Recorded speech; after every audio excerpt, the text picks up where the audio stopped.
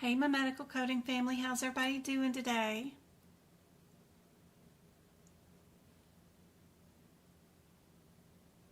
Good to see you guys. All right, get this up here, and then I need chat.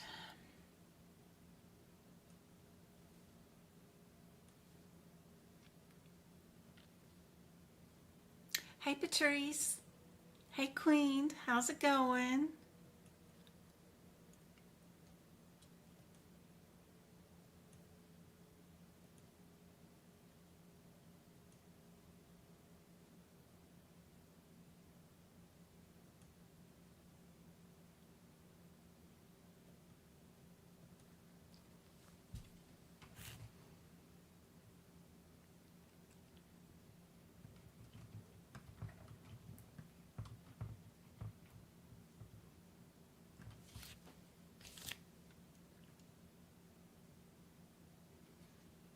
Hey guys, thank you for the taps, thank you for the love. Let's bring up our document for today. It's going. Aw. Today I thought we would do guidelines. Let me get this out of the way and make a few notes too in our guidelines also to help out.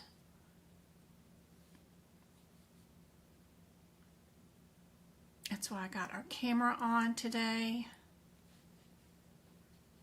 And let me get rid of the red lines for TikTok.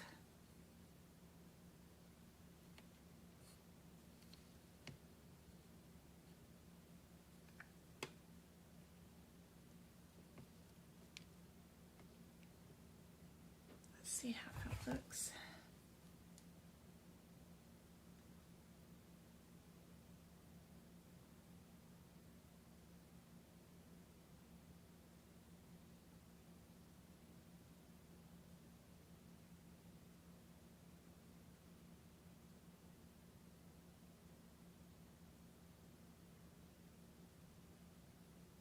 I got way too many stories, but they love it when you post them on there. So that is super cool. All right. That looks pretty good.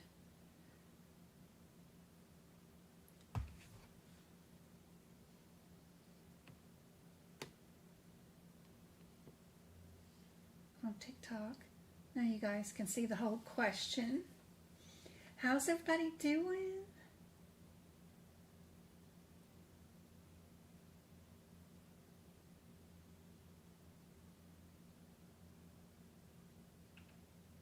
No way I already got 1,000 taps. What in the world? I only got 3 or 4 people in there. Oh, 12 people, but my goodness. Good to see you guys. Don't wear yourselves out, but I appreciate the help. Hey, Sin, how's it going? Hey, Thrump, how's it going? Good to see you guys. Hey, I'm just doing setting. You're going to take your exam next month? That's awesome.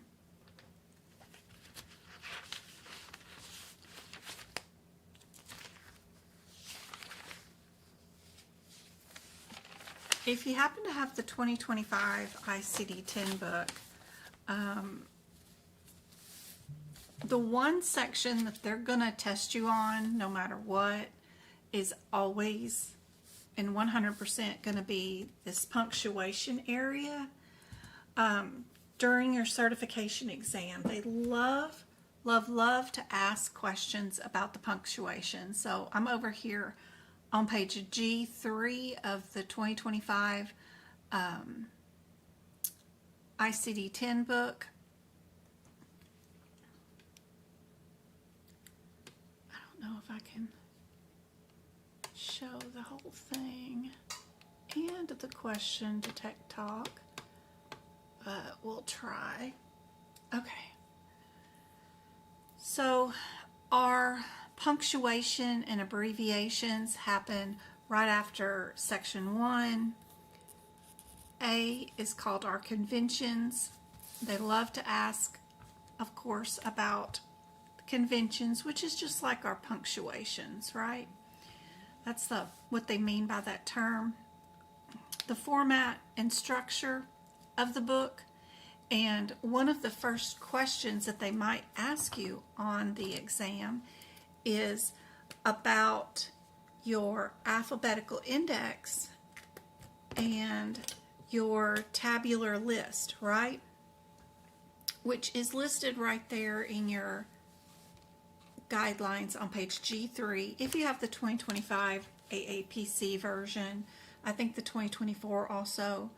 I don't think there's much difference between these because no guidelines updated. That's why I didn't do the notes for 2025 in this book, because I could spend more time with you guys teaching live lessons than just rewriting notes that hadn't changed any.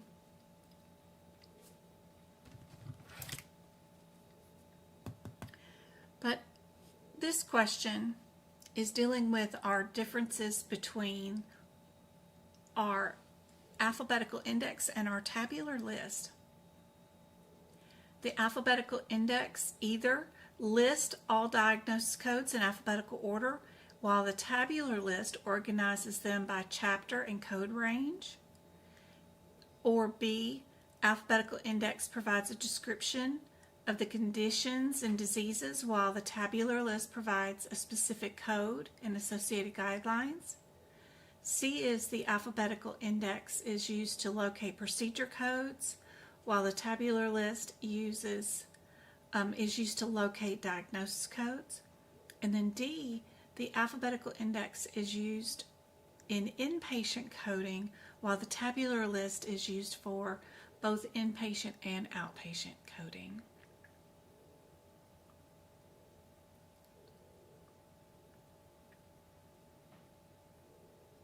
It's on G3 also.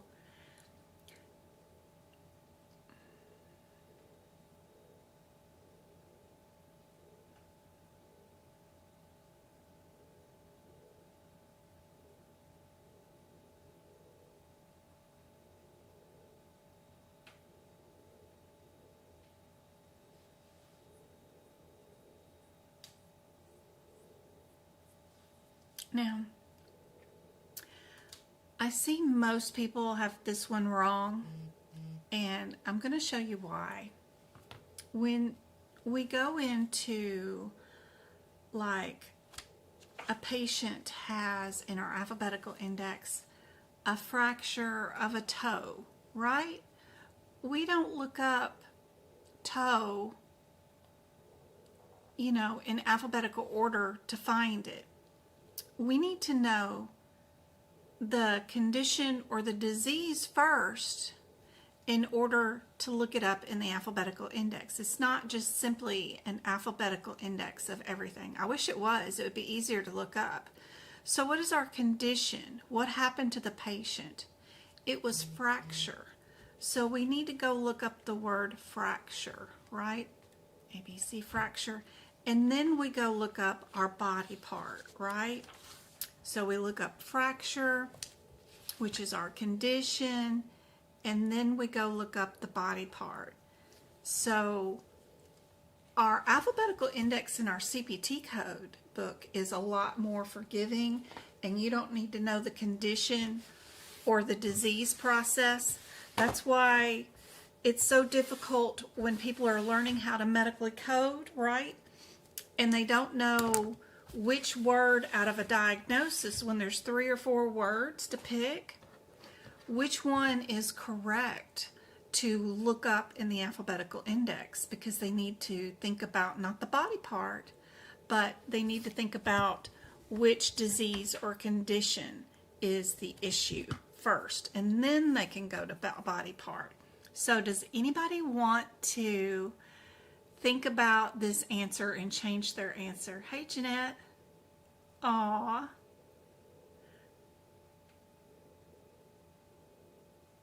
You're practicing. That's awesome, Jeanette. That's perfect. Not a lot has changed since then.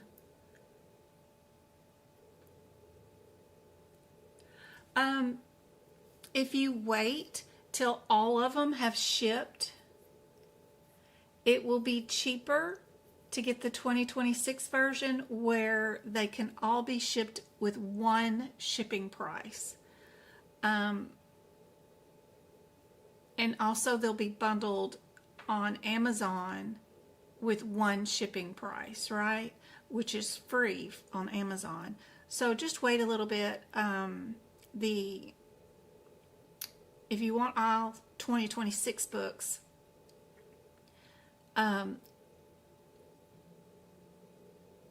the ICD-10 and CPT come out in October. And then the Hit Picks comes out in January. And to get them all shipped at the same time, just wait till January, and that way you only have to pay for one shipping fee, or you just buy them on Amazon and there's free shipping. That way you just have to pay for the books. Will save you money. If you start getting them now from AAPC, they're going to charge you $15 per book to ship them randomly when they start coming out. And that's $45 in just shipping fees. Don't worry about that. You can practice in the 2023, absolutely. I am planning a workshop soon. What's today's date? Ugh. This week is super busy. I think tomorrow is my class for my students, for my CPC students who bought the course. And that's Tuesday. And Wednesday, I have a movie with my oldest, I think, Wednesday night to go see. And then Thursday, I'm taking my mom to Vegas to go do the Wizard of Oz thing at the Sphere. I haven't really seen her in a couple of months.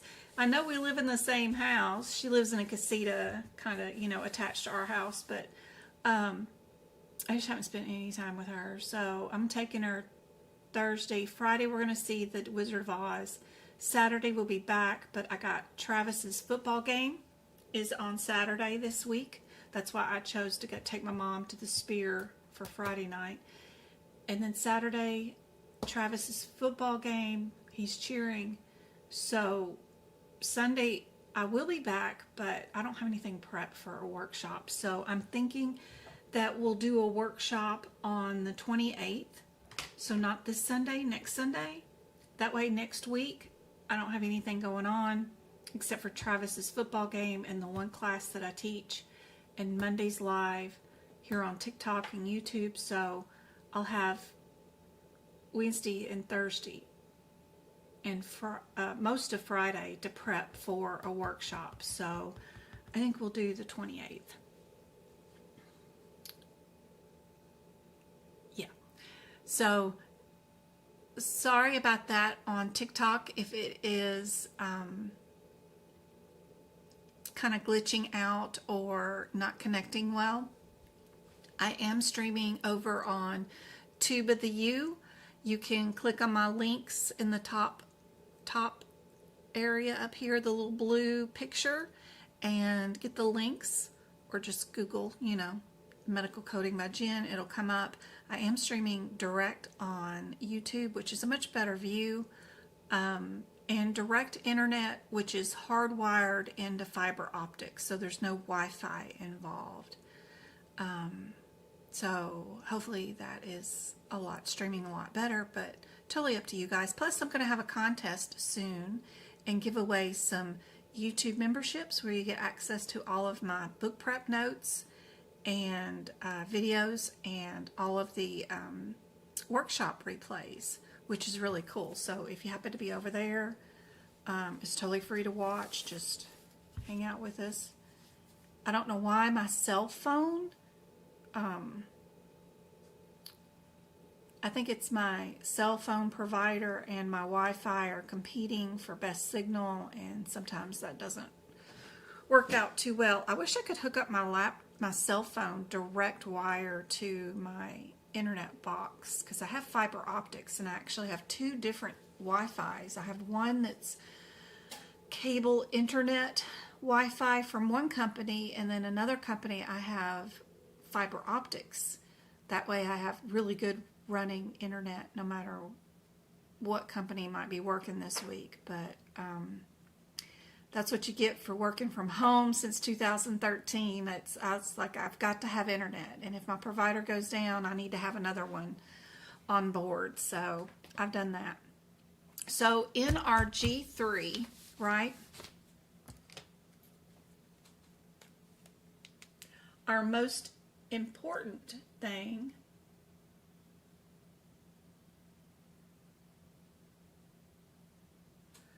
of course is this first sentence under section 1A1, right? Is that our alphabetical index lists the terms and their corresponding codes, which is very vague, and then our tabular list is the structure listed of the codes divided in the chapters by the body systems and conventions. It says here that the alphabetical index consists of the following parts, is the next sentence. And then the index of diseases, table of injury, the index of external causes, and the table of neoplasms, and then the table of drugs and chemicals. So they are giving you all four of the indexes here too, but they still didn't list out the most important thing that AAPC noted in this question that's inside their study guide or course workbook, right? Which is that sentence about alphabetical index describes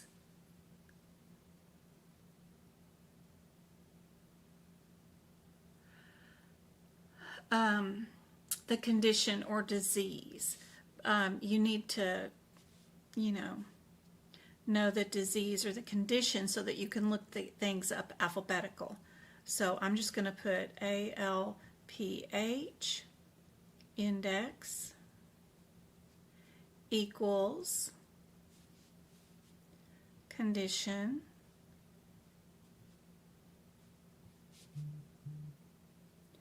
or disease, right? Because that's the answer that AAPC wants for the certification exam. And then I'm going to put down tabular list.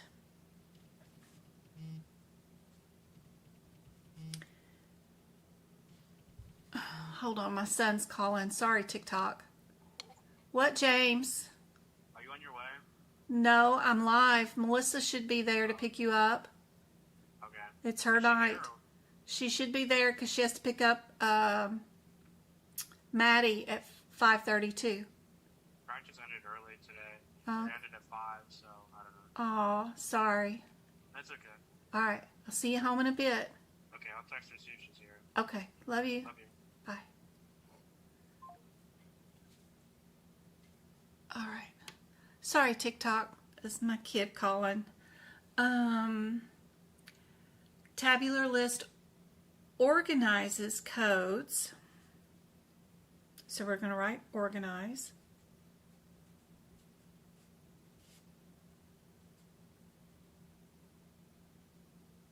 By chapter.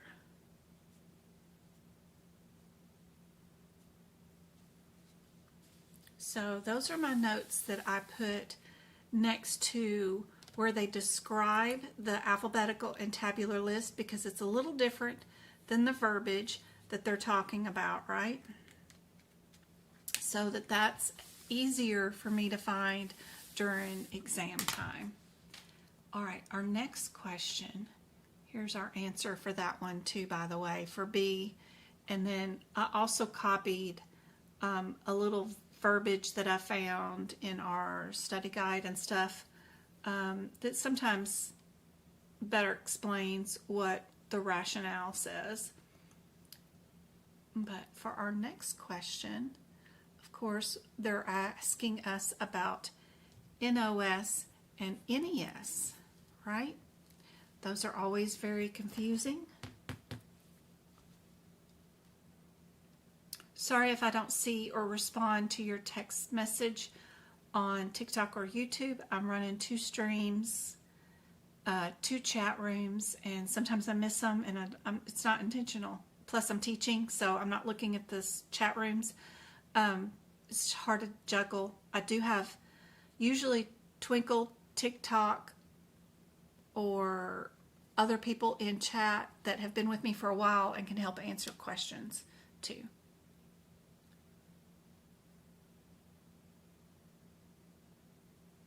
Just thanks for the follow. Good to see you guys. Oh, we got 1,900 taps. We do have a heart me. Oh, thank you. Who did the heart me? Autumn, thank you so much for the heart me. That's awesome.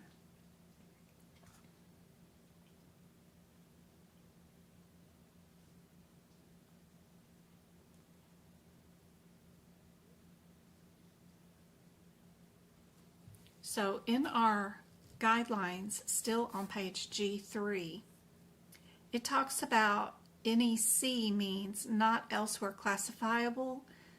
It's an abbreviation in the alphabetical index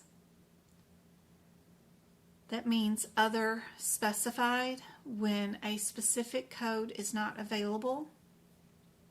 For a condition, the alphabetical index directs you to directs the coder to the other condition. So like, I think it was like arthrosclerosis or coronary artery disease. It's not under like disease and coronary. It directs you to see something else. It drives me nuts. It's one of those common ones in the circulatory system, right? The alphabetical index will direct the coder to use other specified codes in the tabular list. In the NOS, it says not otherwise specified. This abbreviation is equivalent to unspecified, so we pick our unspecified codes in those areas. Some notes that I like to write for that.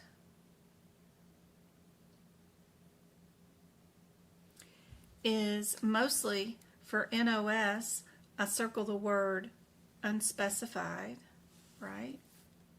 Because that's the easiest thing to notice. And then what I highlight in the NEC, I usually circle other specified is the main term that I look for. What do we have in our exam question here that can help us?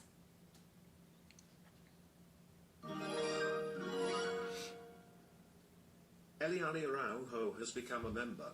Oh, yay.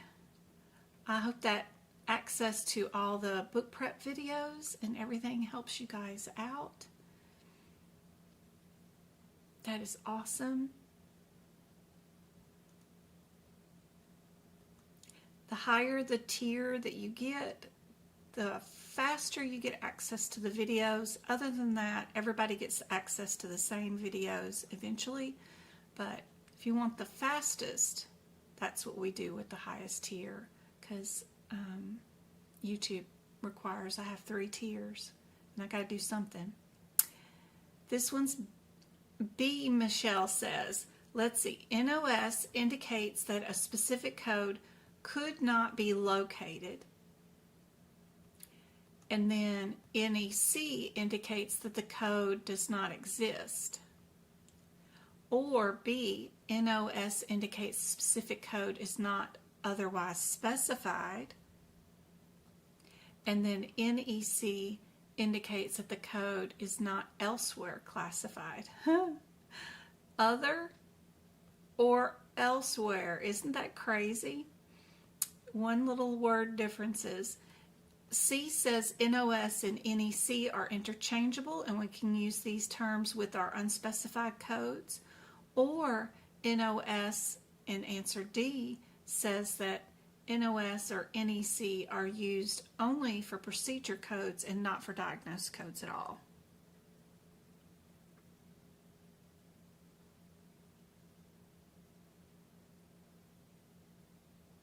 Yep. Is that somebody else with a heartbeat? Oh, we got two more. Who was that? Adrian, 4776, and Kelly. Thank you so much for the heart me's. You guys are awesome. Thanks for sharing out the live also. That really does help. We let other people know that, the live is on and available, and maybe help other coders. Thank you for all the tappy taps. That is also very helpful. Yes, B is our answer for this one. We've got an explanation here too. And then I did post one tiny little blurb right here for you guys that there is one exception to this rule. When you are coding NEC or NOS, there's always an exception to every single rule usually, right? And in our book, and one of the things that they might trick you on for NOC or NEC, NOS, NEC, I always get those backwards, during your certification exam is the exemption to this rule around your mental health codes, the F45.8. It can be used for both teeth grinding as well as psychogenic dysmenorrhea. So go to your F45.8 and add that guideline down to it. There is an excludes one note near your F45.8 that includes sleep or related teeth grinding, which is a G47.63. If the patient is grinding their teeth, the excludes one will be in effect and the two codes would not be coded together. And if the patient has psychogenic dysmenorrhea and sleep-related teeth grinding, the two codes F45.8 and G47.63 can be used together. So it's kind of weird, kind of crazy, but this is an exception. And I believe I've heard about teeth grinding being on the certification exam, so that's why I put this here. You guys can work with this and screenshot it or whatever and look at this guideline later. Here's another NOS and NEC question. What do you guys think the answer is for this one?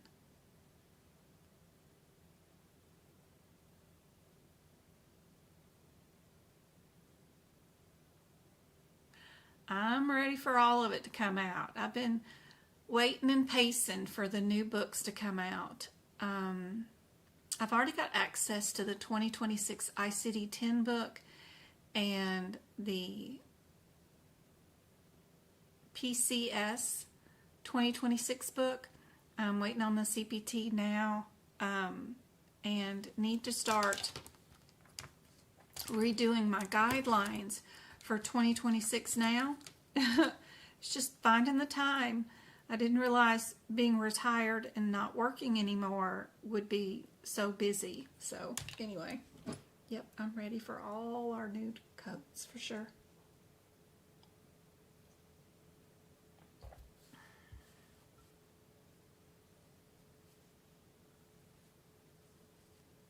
What do you guys think is the next answer?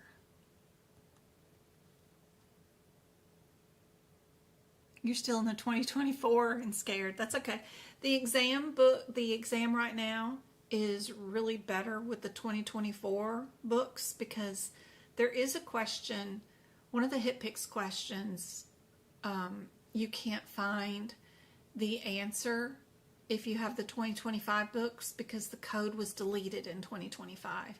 So it's better to have the 2024 books right now on the current exam anyway. So that's okay. Don't worry. Everything in healthcare is always updating and changing. It's just one of the things that happens. If you love learning and love solving puzzles and that kind of thing, then you'll love healthcare. If you absolutely hate change and you want to learn one thing once and never have it change, this is not the thing for you. But you could do HEDIS measures, which is great because those measurements are created and they don't change. Some of them phase out and we don't capture it anymore, and then we go on to a new one. But once it's created, it doesn't change, and I did like HEDIS measures. And that's just making sure and auditing physicians to make sure they get patients their pap smears, mammograms, those things, the colonoscopies, those are kind of set in stone and don't change, other than they extend the carrot out a little further if you want to get the bonus payouts on that.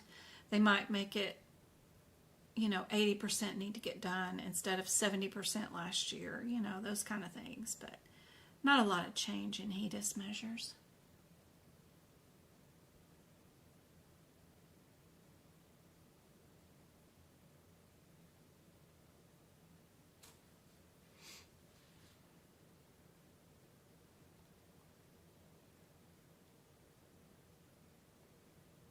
Good job, Davis. Good job, good job, good job. It feels like forever. Yeah, it has been a while, Samantha. I hope you're doing good. I got my A removed from my CPC certification, and I signed up for your site for CRC. Yay! Should I get the CRC study guide? You know what I like for CRC?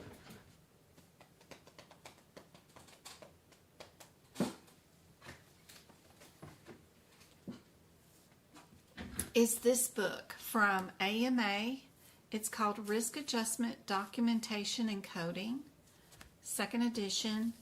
Freaking love this book. I don't know who this Sherry is, but she's awesome. It has chapter exam questions and answers. You get the answers by going to this download page right here, and you download the answers. So they don't come in the book, but you just go there and download them. But also, if you actually read what she's got going on in this book, she has tons of CRC examples every page, and helpful information. I mean, it's more than I could ever do. But what's super helpful is all those end of chapter practice exam questions. They're multiple choice, or they're true or false questions, which help you get down to just the meat of the CRC questions. And everything that I see here in these multiple choice questions are exactly what's in AAPC study guide for this book, but more detailed. Instead of kind of vague stuff, she really goes in and tells you why it's one thing or why it's another one, with lots of charts and things, and lots of patient examples, more than you could ever do. But I do like the end of chapter multiple choice ones, because that's all you need. If you had this entire book's just multiple choice questions, that's what you're going to see on the certification exam. It's great. I think she did a great job on this, whoever this is. And I couldn't even get all the way through the book. It was just so much. It's good material.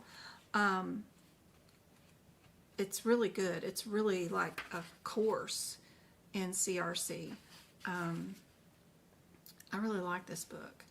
And I couldn't find any errors in it, which is very unusual. Even Bucks has lots of errors in it. I couldn't find anything. I haven't gone through all of it yet, but, you know, even AAPC has some errors.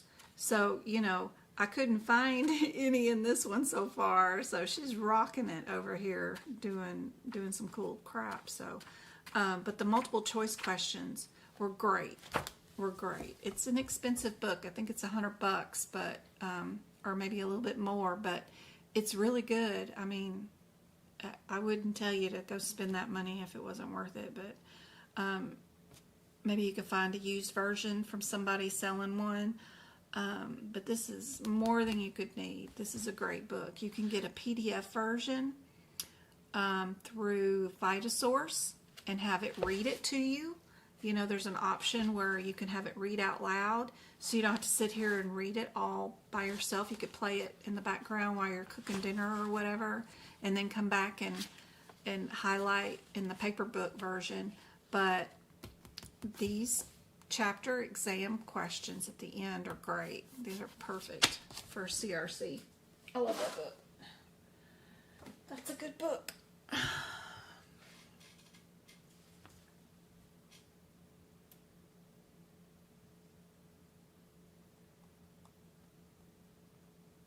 All right, what has everybody got for this answer?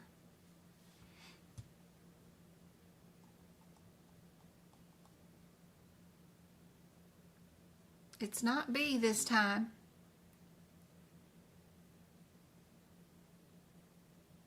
Hey, Nicole, good to see you. It's okay. The replay of this video will be available on YouTube with today's date, and it does say that I'm doing guideline questions.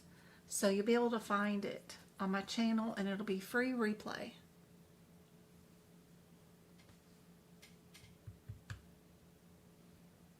Thank you for the 2,000 taps, the 14 shares. How many thumbs up do we have on YouTube?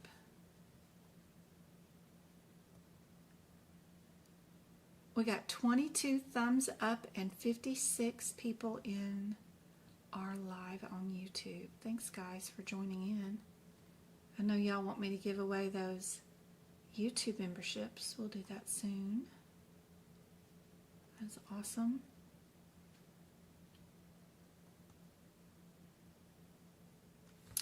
So under NEC and NOC, what other kind of guidelines can I put here? Anything worth a darn?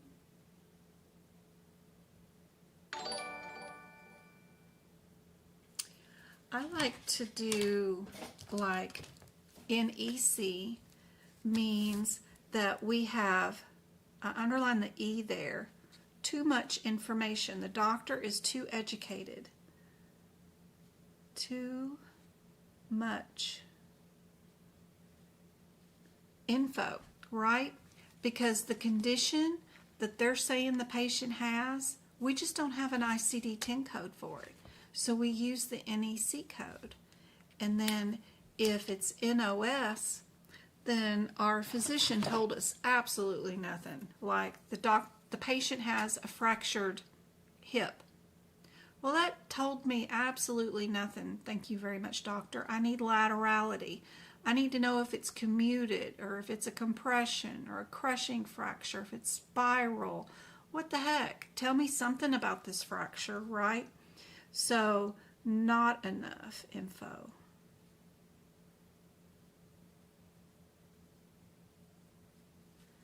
So, that's how I keep it tracked. The doctor is either too educated, that's the one that has the E in it, or O means not enough info. A slash through an O means no info.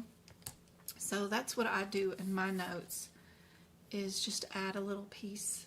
Too much info or not enough info.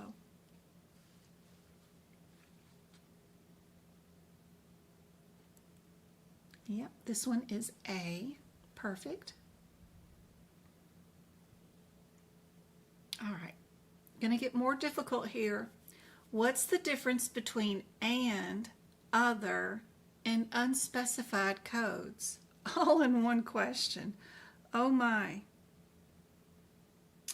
So over here in your guidelines on your second column, we've got the definition for and at point 8, right? We've got the definition for other, which is A under 9. They also kind of have it under there. And then the other one is the definition for our unspecified codes, right? So this is all under number 8 and number 9 in our guidelines. Underneath section 1A,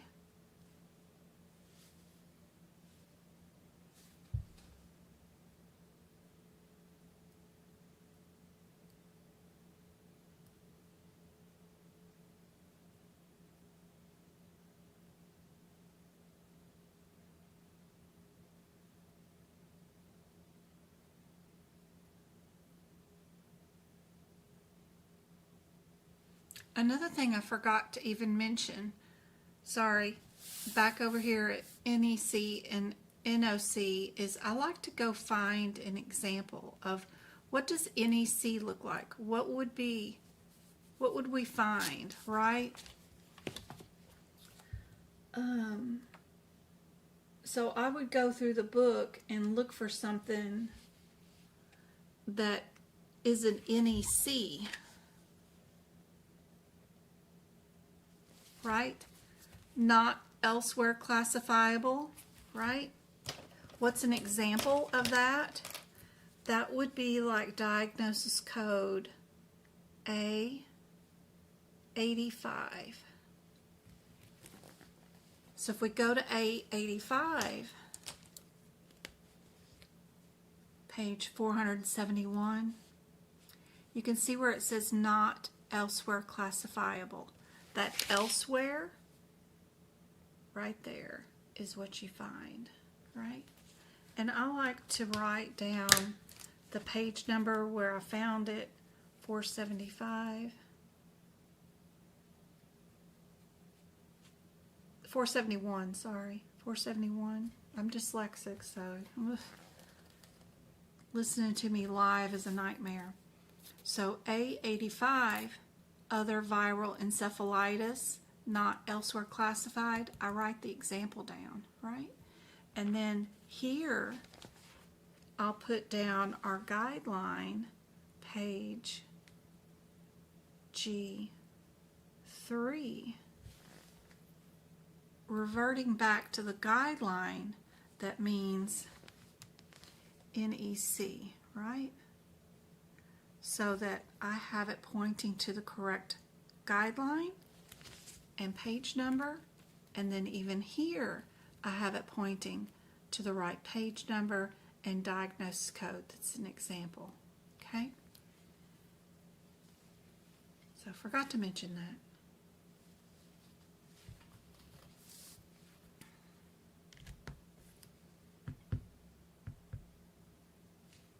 All right, back over here at and, other, and unspecified.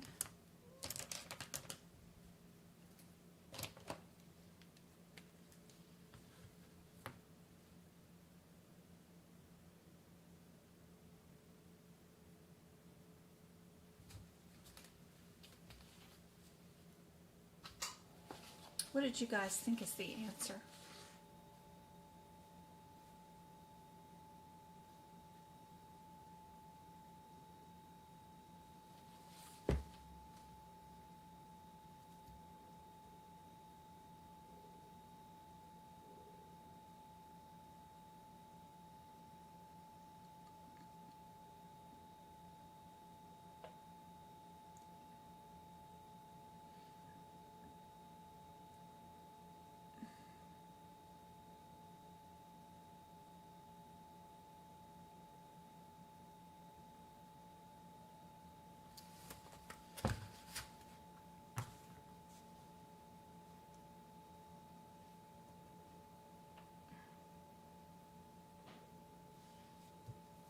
Yep, AAPC does give you a diagram, if you happen to have the AAPC version of the book, it tells you right here the use of and has a diagram, which is IA14, which is right here, our figure A114.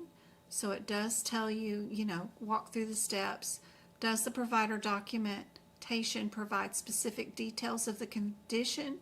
But you got to know specific details means, right? Per condition. What the heck does that mean?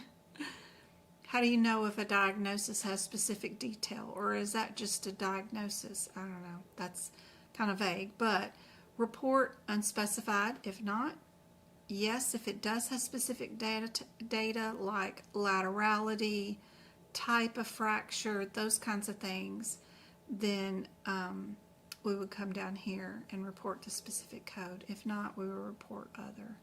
But still think that there should be some sort of examples here, like specific details. What is a specific detail?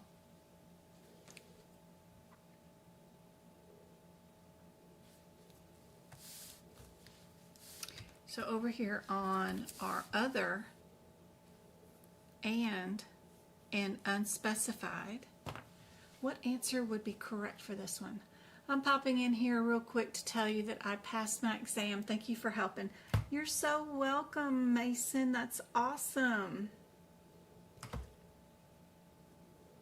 Congratulations. That is awesome. I had 2 pass this week or last week with a 97 on their certification exam, and it was the first time they ever took it. Both people. Insane.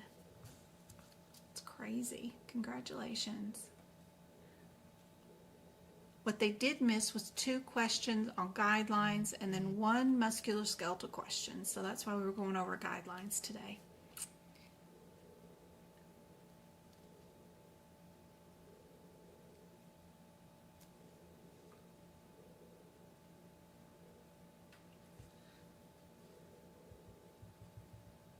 Thank you for the almost 3,000 taps on TikTok. We are going to give away a YouTube membership, 5 of them. If you are watching on the YouTube live stream that we're doing also, and you're in our chat room, I'll be giving away 5 YouTube memberships to people in chat, and that gets you access to my book prep videos for each chapter, including guidelines, and access to all the old workshops.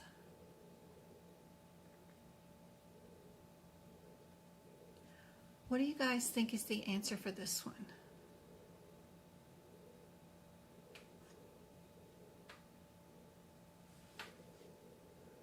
We've got D that says and codes, other codes, and unspecified codes are used interchangeably.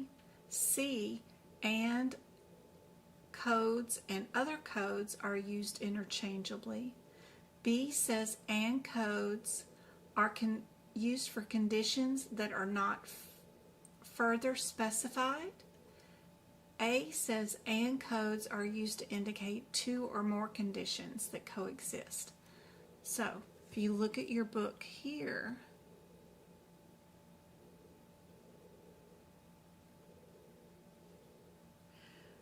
they give a diagram that's IA14.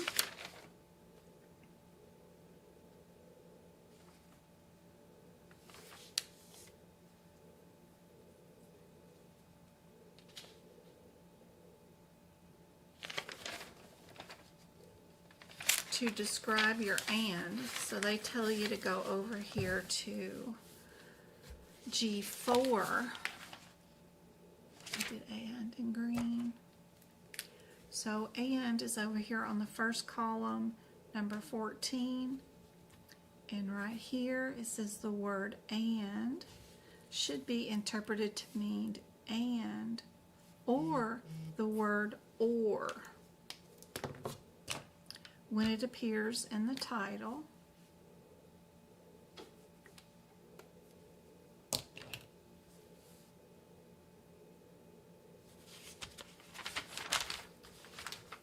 but still not the same verbiage that they have in the CPC exam question, right?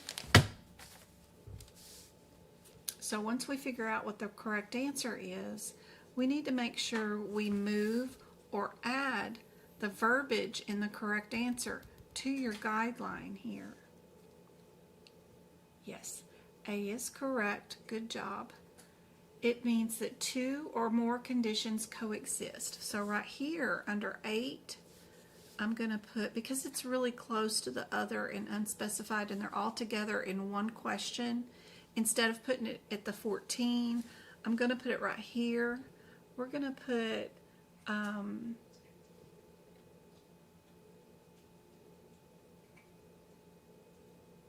two or more, and they love that word coexist because it's the verbiage that they use in the exam question or practice question that we're utilizing today. Even if they rewrite this question and put like patient examples in it, it will still end up having some of this verbiage in it, like two or more coexist, or they'll have the word coexist because they don't change their verbiage very often. They might add more details to it to create more confusion by adding some more propaganda into it, but they'll use the same language. So that's why I add that there.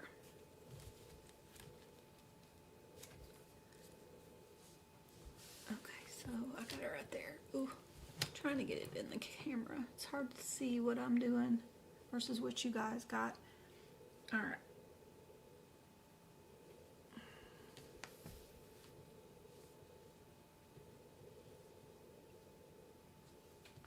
All right, next guideline question. What about this one? What is the difference between includes notes and includes terms? Oh my. Did you even notice that? We've got notes, and then we have terms in number 10 and 11 in our guideline. A lot of times AAPC absolutely loves this kind of stuff. They both include the same verbiage, which is the word includes, but they only have one slight difference in their terms, right, or in the words, notes, and terms. So anything that's similar, they love to ask you about it.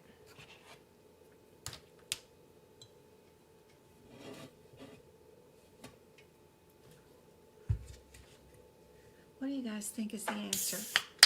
Excuse me. Well, I get influenced here. Can you guys see? I've got the lucky energy drink. Get all influenced here. Got our cherry pop going on with our Labubu cup. Too fun. All right.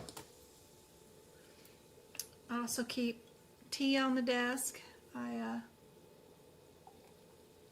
have like a variety of drinks on my desk at the same time. All right. A says includes notes, provides examples of a condition.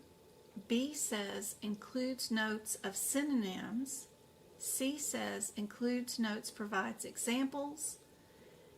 D says includes notes and includes terms are the same thing. You see kind of a pattern here in the way they arrange answers and the way they ask things. They'll either say that things are irrelevant or you can use them interchangeably in a couple of answers, and then a couple of answers will be more likely the correct answer, but just slight variations on them, right?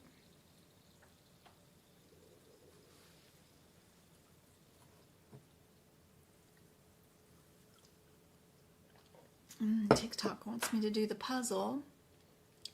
Let's see if I can't get this right the first time. Yay! All right, awesome.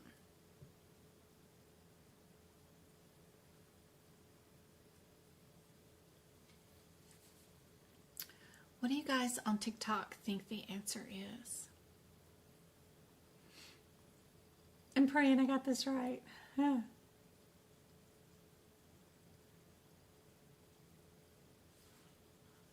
Yeah, we're still on G3. Should be the same page for the 2024 books.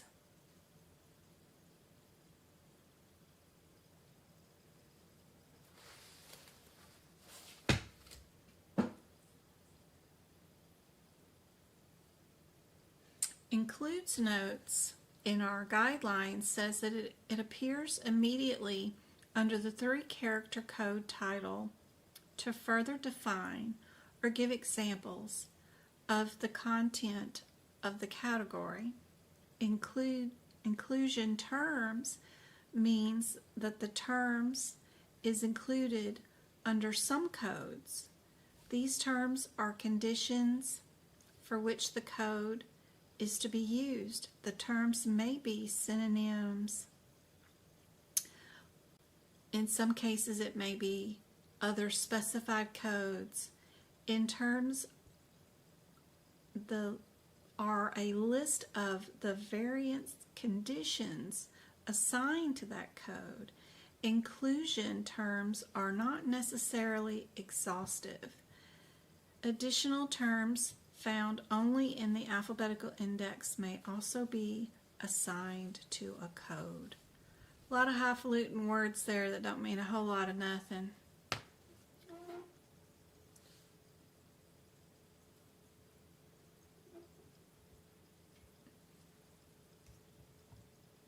We got some A's and C's.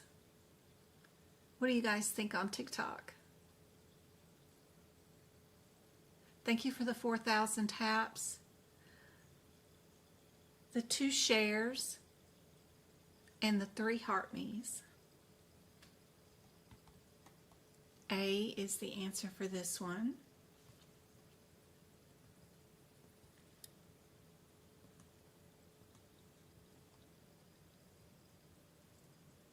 Includes notes provides examples of a condition or terms that are included within the specific code. They are located in the tabular list. The includes terms are synonyms and other words that are descriptors, right? So includes notes right here equals examples. And then inclusion terms equals synonyms.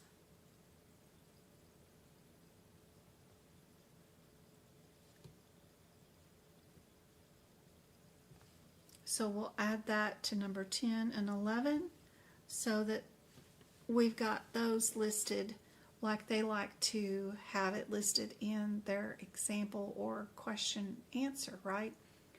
Includes notes equals examples. Inclusion terms equals synonyms.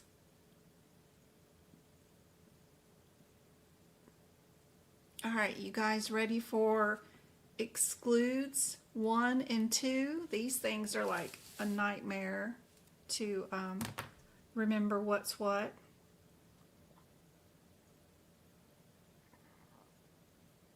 To get it all in there, I had to do the font pretty small, but if you're on YouTube, you should be able to see it. What do you guys think is the correct answer?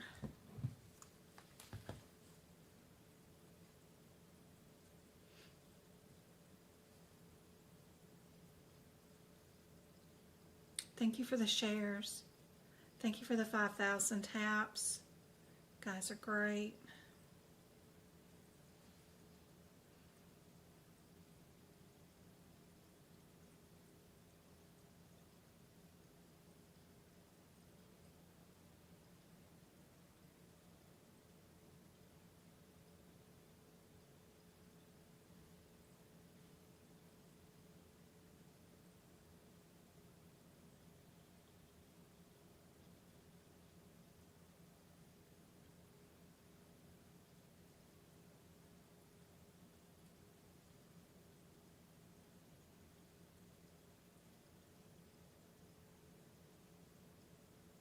All right, gonna give away that YouTube memberships now.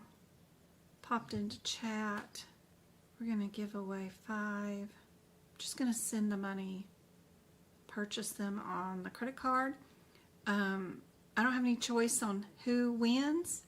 YouTube picks the winners, but hopefully it's usually somebody that's recently chatted into chat. And let's see who wins. I hope these memberships help you guys out. It does include copies or replays of all my note videos. Doesn't matter what year I created the video. Don't freak out about that. All the codes and the guidelines don't change. We might add a code here or there, but that code is the same year after year, or that guideline is the same year after year. So you can watch all those videos and the replay workshops.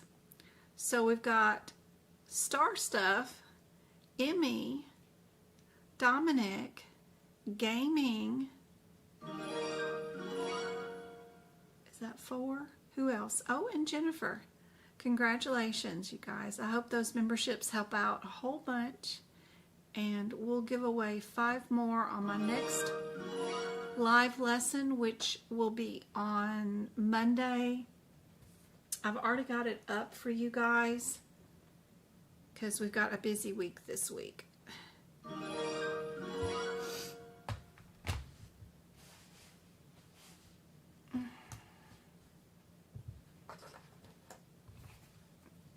I hope that is super helpful for you guys.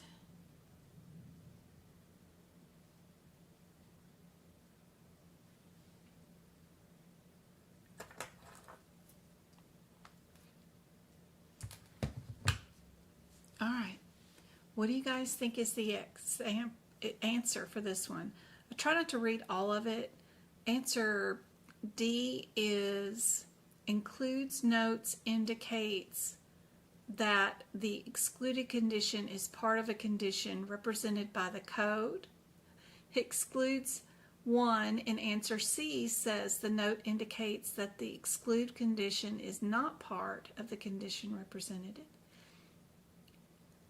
B says the excludes notes indicates that the exclude condition is part of the condition represented.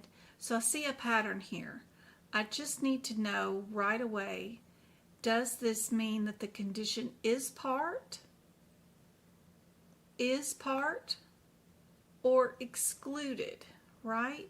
2 of them say excludes 1 means it's excluded, or it says it's included, right? So go check out my guidelines here. Excludes 1 is on page G3. Excludes 2 is on page G4.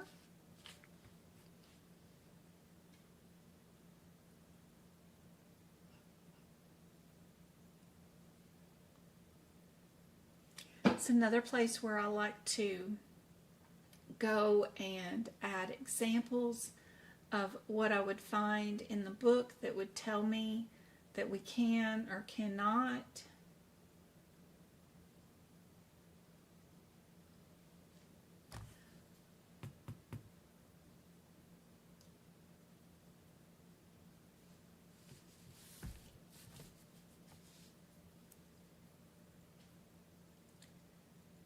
This usually excludes 1 means one or the other.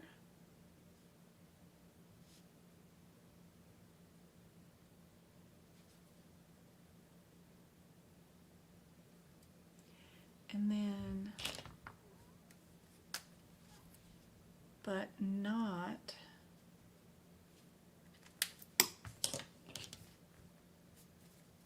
both.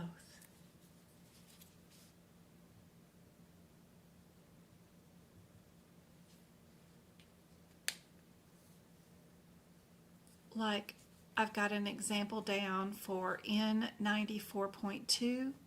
It excludes our F25.5 is what I got in my notes. What are you guys on I know they are really wordy questions. It's awful. But just take it one sentence at a time per question, because there's differences. So you only got to read to hear on each one of them, and you should be able to exclude 2 answers just by doing that. And then, out of the 2 you've got remaining, what's the differences between the second sentence, right? That one. So just take it one thing at a time.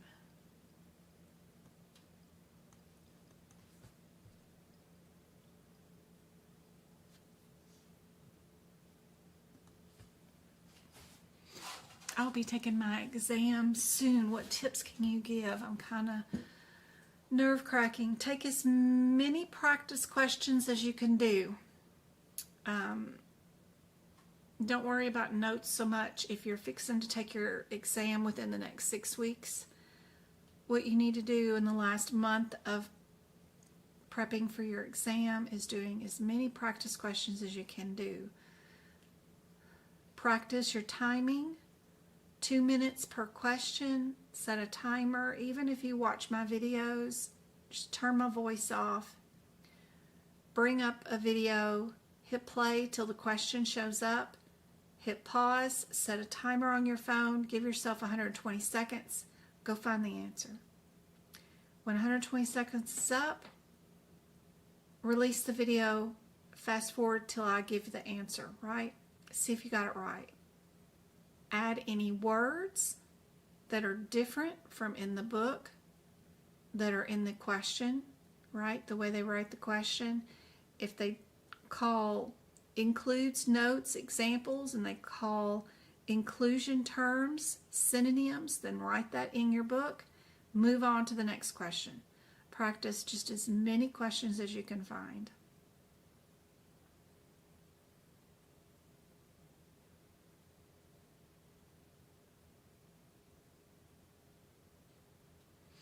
Your books are your dictionaries. Your terms are defined here.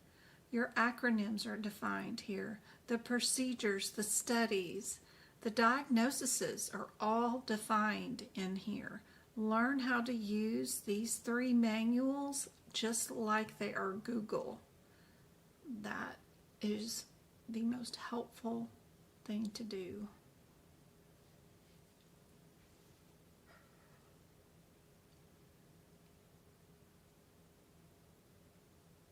Yes, I do have lots of videos that are just questions, which are my workshops. I do them once a month. I do 2 free a year, which are under the YouTube tab for playlist.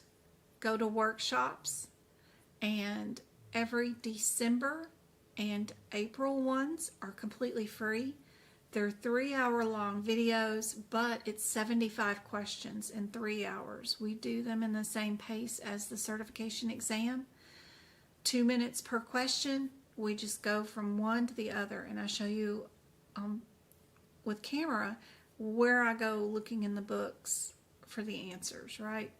And you guys do them live with me. So those are the most fastest and efficient ways, is to just replay those videos. I've got 5 years worth of those that you guys can go back and watch. If you do have the YouTube membership, it's just $5 a month. You get access to every month's workshop if they're older than 90 days old, and you can replay all of them, and there's probably 100 of them. So lots and lots of practice questions, and I do my best not to repeat the questions for any workshops. They're always updated, new questions every time I do them, every month, every year. If it's a really cool question and a really good one that y'all really need to know, I may repeat it a couple of times, but most of the time I try to do brand new questions that even I haven't seen or worked out the answers to yet and don't know by heart. So that's super helpful.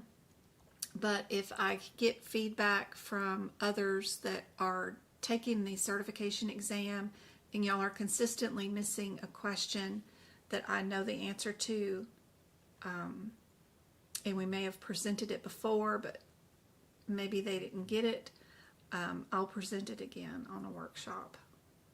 Like those ambulance modifiers, finding those when they're only one letter modifier, not two letter modifiers, but then you have to put them together to make and create your own two-letter modifier. That's one area that you guys are always getting wrong on the certification exam, because if you go to SH modifier in your HitPix book, that descriptor isn't what in the world the question is about. So that's one area that I usually try to repeat a couple of times a year. All right, next question. Which one of these is an example of excludes one note? These are the kind of questions they love to ask on the exam because they know it's going to slow you down. You're going to have to go to each one of these diagnosis codes, and that's going to slow you down. You got 120 seconds. You have to get to each one of these codes and look for an excludes one note.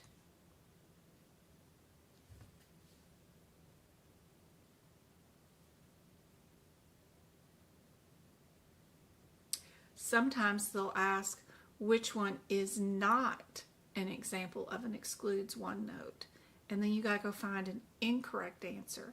So those are super hard. What do you guys think is the answer for this one?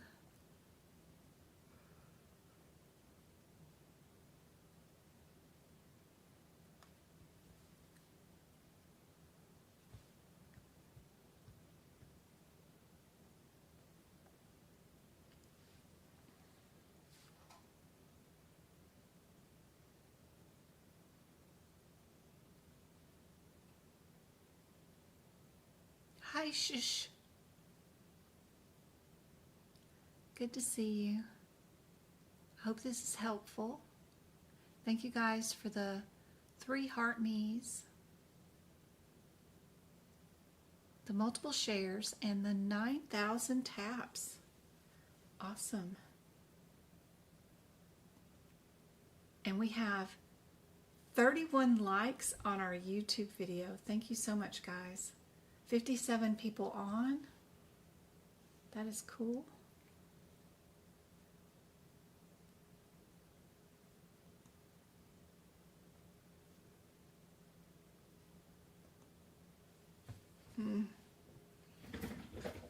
You think you rushed through the questions? That happens too, Cal. After going through a course, how many weeks should I take to review the exam? I guess it depends on your course and your instructor, or if you self-study, but taking all of your chapter quizzes and your chapter exam questions, practice and rationales, copying those, pasting them into a Word document, and doing them over and over again and figuring out why the wrong answers are the wrong ones and which ones that are correct, what in the books tells you that they're correct, also what in the books tells you that they're wrong answers. That is super helpful study. My recent student who took my course hasn't even finished his course yet, but he went on and took a certification exam and passed with a 97. Super happy about that. Only missed 3 questions on the whole certification exam and never even took it before, so that's really cool. Depends on how prepared you are from the certification exam point of view. The course is not meant to help you pass from the certification exam point of view. It's simply meant to show you how to use the paper books and medically code, right? But it's different than being prepared for the certification exam, depending on who your teacher was. So, practice questions.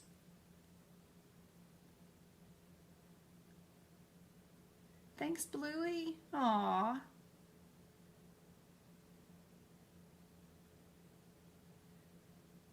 Yeah, any YouTube, even the post that I have on the YouTube channel, there's a tab that's called Post, and it has interactive live practice questions where you don't even have to listen to me. There's no video there, right?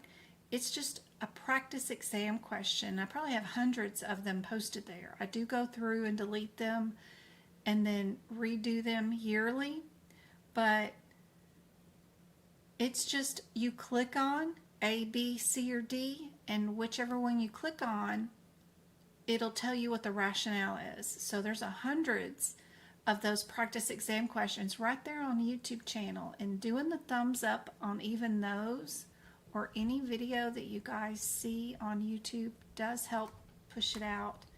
And any views I get, it's free money for me, right? Free advertisement. I'm up to $50 every 90 days for just watching my videos, not even being a membership, just the free videos, right? So that is super cool. I'm a paid actor on YouTube, which is so cool, but I get W-2'd on it and I got a tax. I get taxed on it, but that's kind of cool. I've been like, oh my gosh. When I first saw my very first W-2 from YouTube, it's like, I'm a paid actor? That's how you W-2 me? Yep, I'm paid under that. Isn't that funny? But all the little thumbs up are fun. You're welcome for the membership. My people on TikTok who give me gifts on TikTok, all your little heart me's and your TikTok membership, they help me pay for the free YouTube memberships that I give away every month. So that's super cool. It's awesome. All right, A is the answer for this one. Perfect. All right, what do you guys think about this one? What's an example of excludes to note? Which one? H54, I-25, S-52, or M-71? What do you guys think?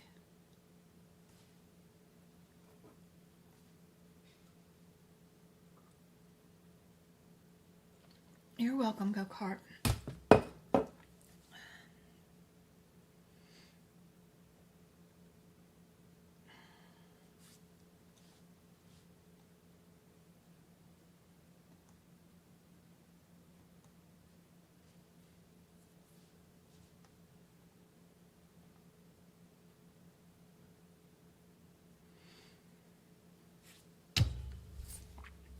Sorry.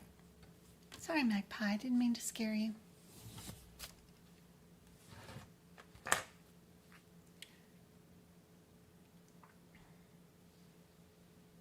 Magpie.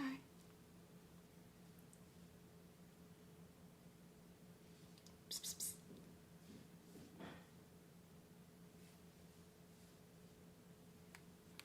Sammy. I'm surrounded by cats. You guys think I'm crazy, but literally, I'll let you guys see on TikTok. Look, this is behind me, sitting on the back end of my chair, because I'm standing up right now, my back's hurting, but that's Sammy. And then in front of me, I have one of those cat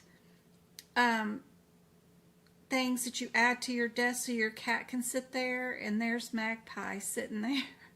So I'm like, one behind me and then one in front of me, and those are current views of right now. It's too funny. Too funny. My little helpers, my little coder helpers. Sounds like James just got home.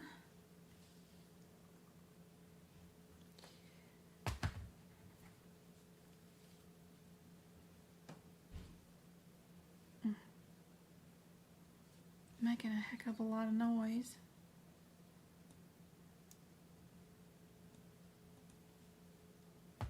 So you know how we had the previous question, we had an example of J1000 of an excludes one. Did you guys write down the example? J 10.00 in your guideline.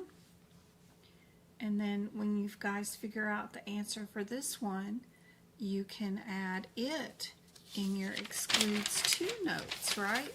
Every practice question has something in it that would be helpful in some way or capacity, right? Here's our excludes 2. Means that the note represents not included here. That's not helpful. Note indicates that the condition excluded is not part of the condition represented by the code, but a patient may have both conditions.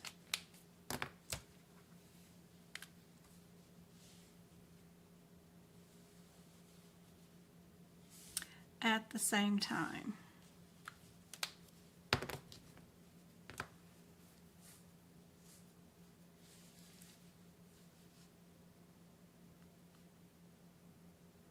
You love hearing me interact with them. Aw. Even when they're being bad, they're good. Good companions. Sammy, Sam, Sam. You cooing? What are you cooing for? 11,000 taps on TikTok. Wow.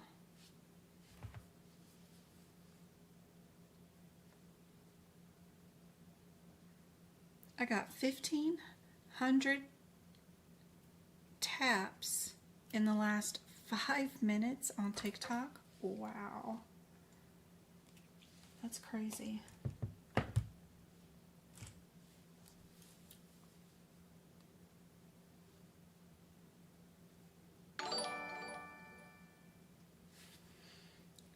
This one, D.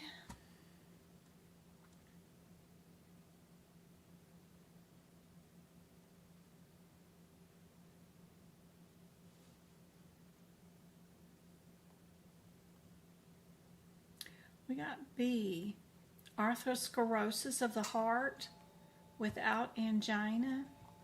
How is that when it's excludes 2 notes? Means that they can have both conditions together.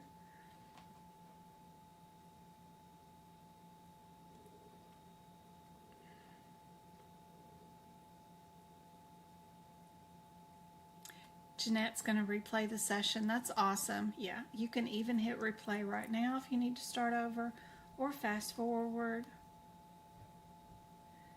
Everybody know what MIP stands for acronyms? We have lots of acronyms in the back of our CPT book.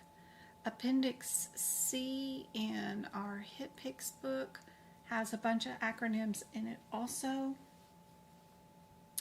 And in our book, right, where we've got our instructions for how to use our ICD-10 book and the conventions and symbols, right?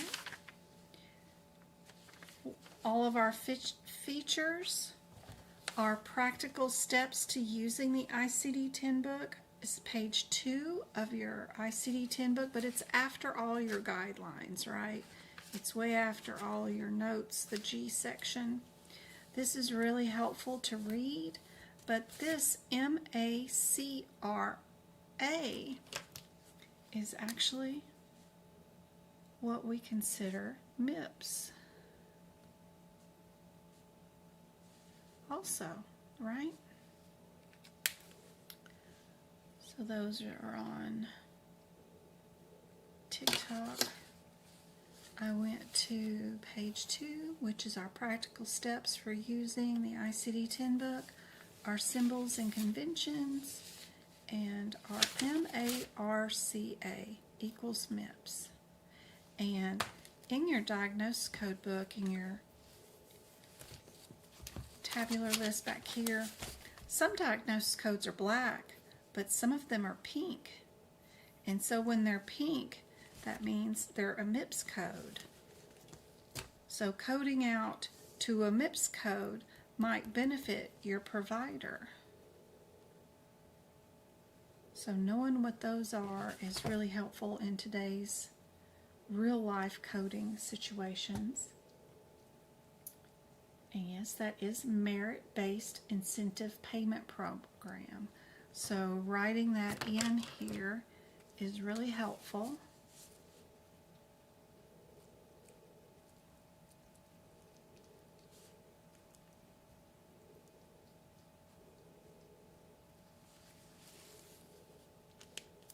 Then you got it for your certification exam. Which one of these is an example of the word and? Remember, and could also mean or. So, are we an F17, an I10, an E11, or a J06? Yeah, Sam.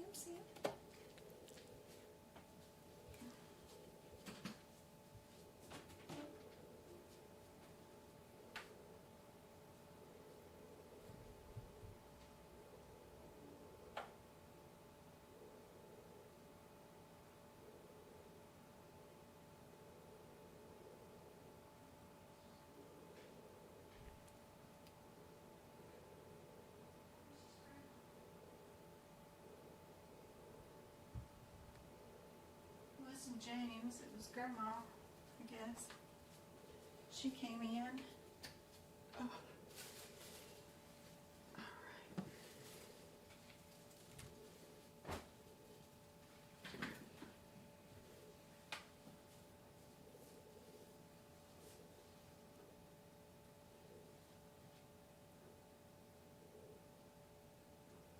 What do you guys think is the answer for this one?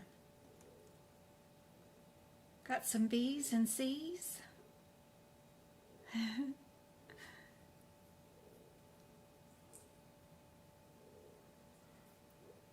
Do you like that, Julie, about the MIPS?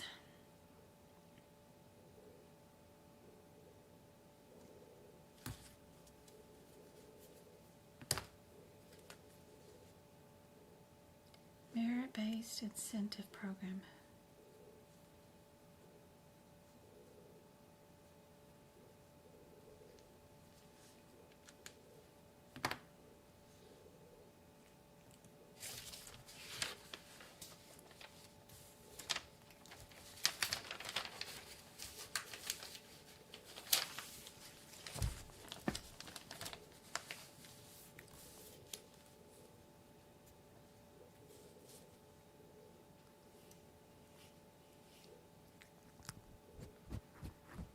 C is correct for this one. Yep. Our diabetes. Here comes Magpie. You got tape on your tail. Oh, no, that's not tape. That's just a piece of a plastic bag. What are you doing with that on you? Should be playing with plastic, girlfriend. No playing with plastic. Yeah. Pretty girl. Girl.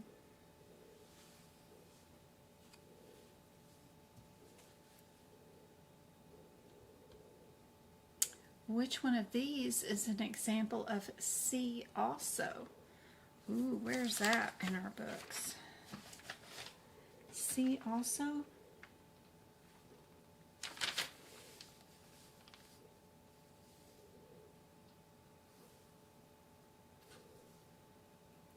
There's a code also under number 17.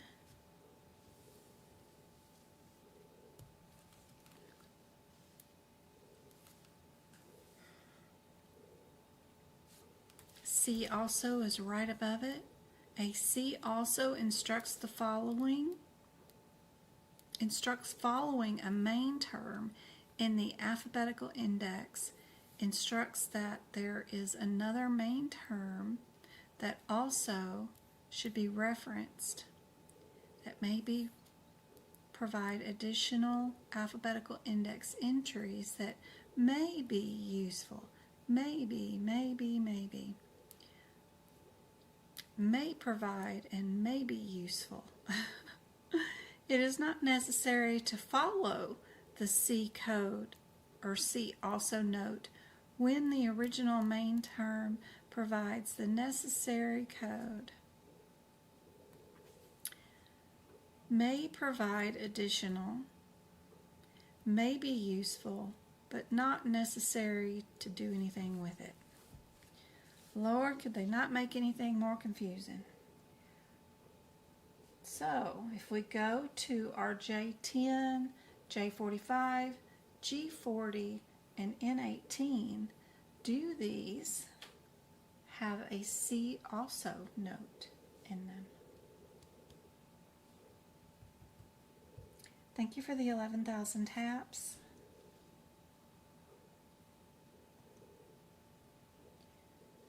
Thank you for the 41 likes on the YouTube video. You guys are awesome.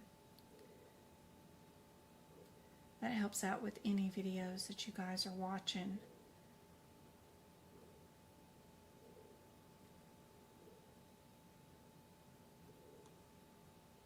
What do you guys think?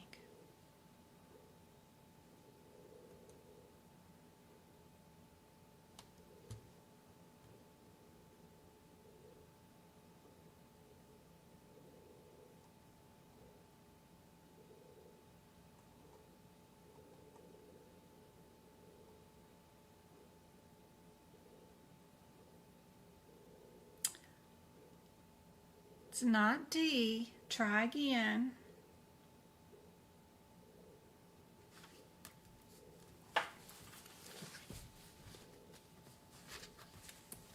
And they're kind of confusing you a little bit because I think, right, where are we at? C also identifies following main terms in the alphabetical index. So you are not in the tabular list. To find what they're talking about, you need to be in the alphabetical index.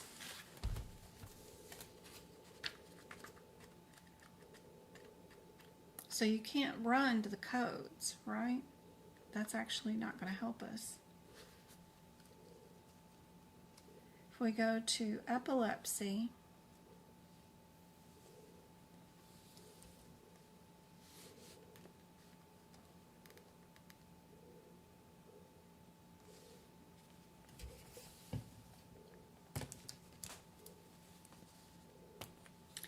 you see right here at the very beginning of epilepsy, we've got this note, right? The following terms are to be considered equivalent or intractable, blah, blah, blah, blah, blah. We've got that. We also have C also, this K word, epilepsy. That's what they're looking for. And you have to go to the alphabetical index to see if that C also is there. You can't find it in the tabular list in the back of the book. You have to go to the alphabetical index, look up the main term, epilepsy, and see the words C also. Because your guideline for this C also is about the alphabetical index, not about the tabular list.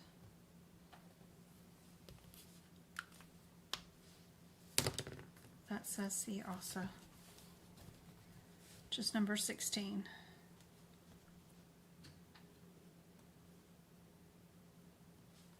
Again, you can write an example here, right? I've already got it down here about G40, right? But you're going to look up epilepsy, P-I-L-E-P-S-Y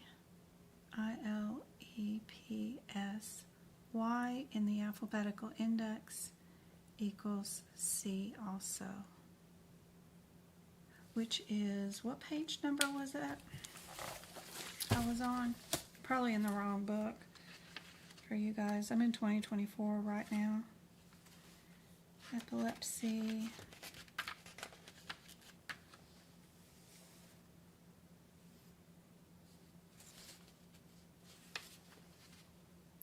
Page 172. Might not be the same page number for 2025. Page 172. Yep. And then page 172, I need to return back to G4, number 16.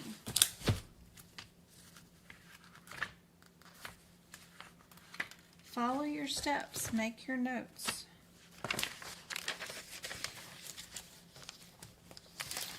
So here in the alphabetical index, near the C also, I'm going to put G4, guideline number 16. See? Now I've got the example C4, number 16, C also, referred back to the original guideline, and then if I'm at the original guideline, it tells me to go to page 172 to find an example of it. Super helpful. Mark your territory, where you've been, what you've done. That kind of stuff is super helpful.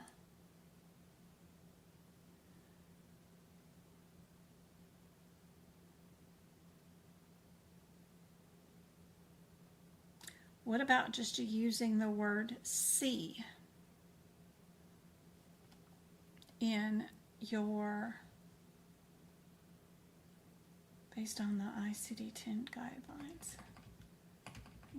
Based on ICD-10, there we go.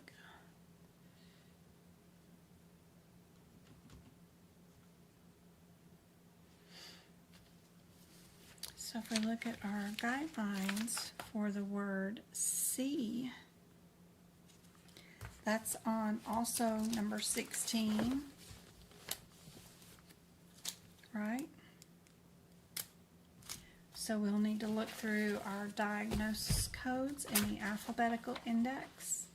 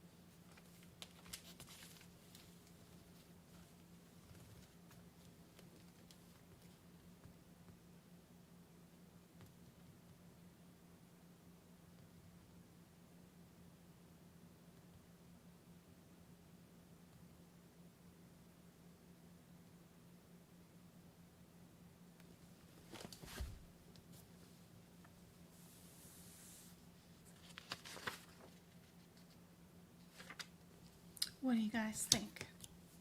You got it?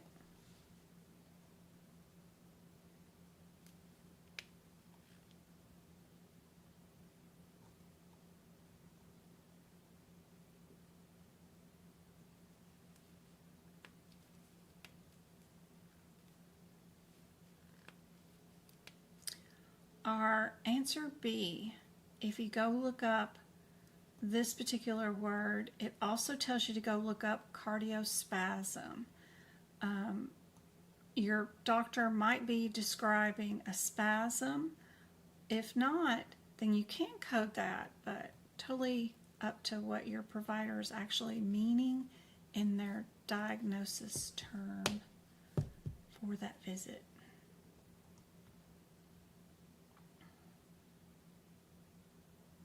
All right, which of the following is an example of a situation where a code assignment should be based on clinical criteria rather than the specific term documented in the medical record, which I love because, you know, I was clinical for many years and I'm always sticking my clinical criteria in here and getting things wrong 100% of the time. Wrong. But this is one particular area, according to our guidelines, that we can use and are supposed to use criteria instead of a specific term in the medical record. When is that? Is it history, rash, history, chest pain? So we've got two that are in history and then two that are current situations, right? Kind of divide them up into some sort of scenario like that. Super helpful.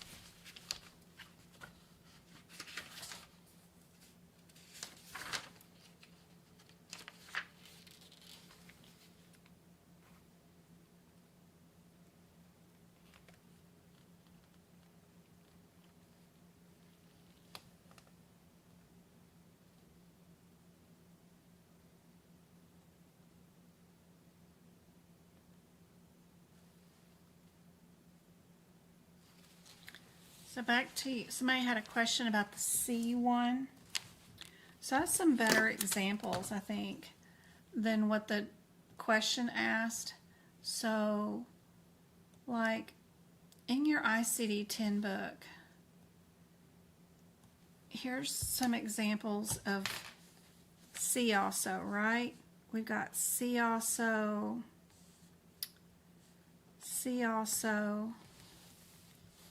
here you go. See also. But here's some examples of the word see. Right? What it looks like in the alphabetical index when you see the differences. There's a C, there's a C, there's a C, there's a C. There's a C, there's a C. Lots of little C's, but then there's also a greater C also. So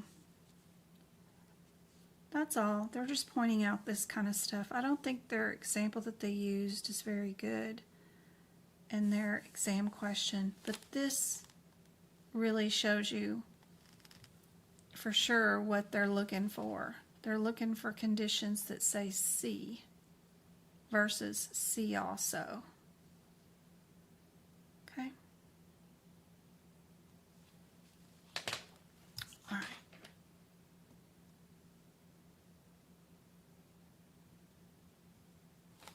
Back to this question.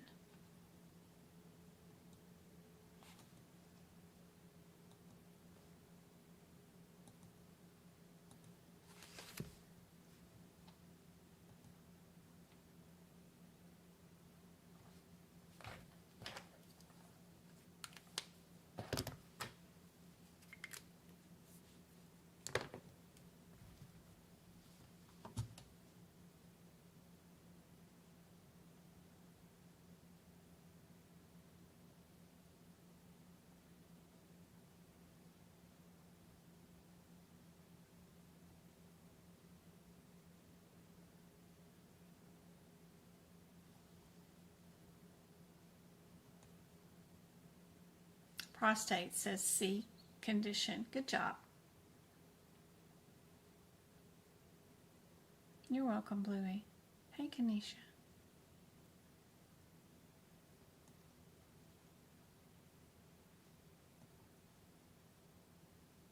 Julie, C, I think is correct, right? A patient with a history of asthma presents with shortness of breath and exasperation. Good job. Perfect.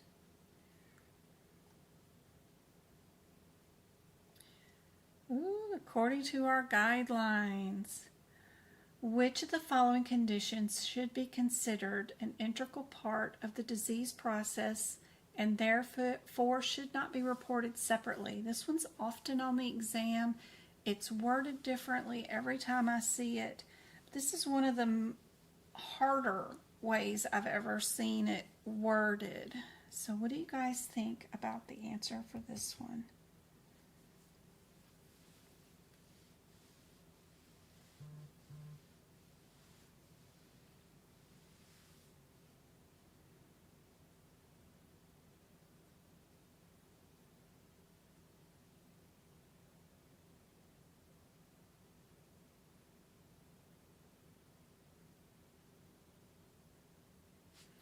So that'll be right here. I'm on page G5, number 5. Conditions that are an integral part of the disease process. So right here, G5. Conditions that are an integral part of the disease process. What's going on here?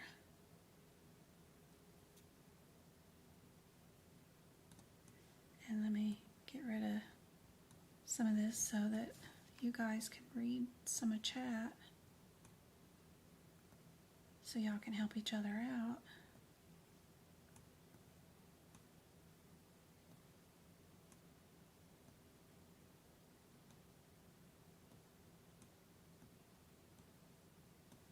Make this a lot smaller.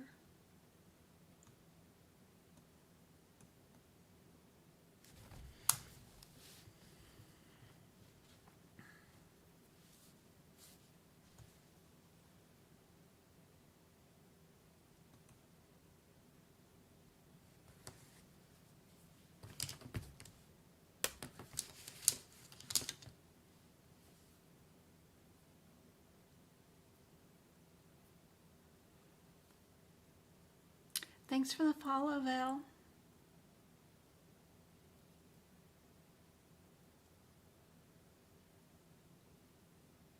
I know diabetes have a combo diagnosis. That's right. The wordiness is confusing me. Yep.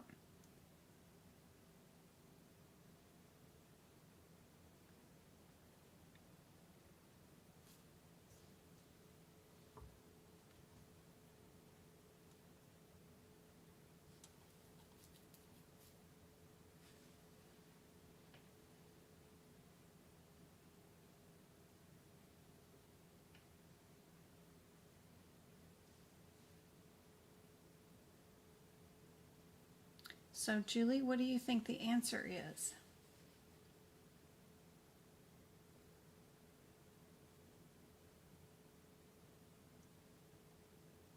Julie wrote in chat that she knows diabetes has a combination diagnosis. Yep, she's the only one to get it right. A is correct. Diabetes, yep. Somebody also diagnosed with hypertension, yep. Good job, perfect. All right, here's another one. What do you guys think about this one? Good job, Kanisha.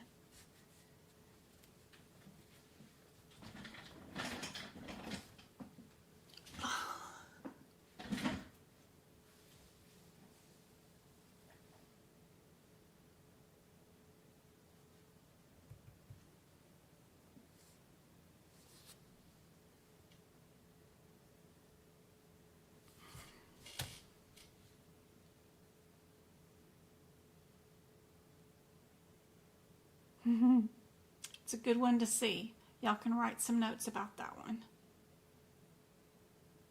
Try again, Kanisha. So, according to ICD-10 guideline, what is an example of a situation where multiple codes may be necessary for describing one single condition? You'd think it was chronic CKD who was diagnosed with end-stage renal disease. Well, that's kind of like a tricky question because you can't code somebody with chronic when they have end-stage disease. So those two conditions don't go together. So, tricky. What other answers might there be?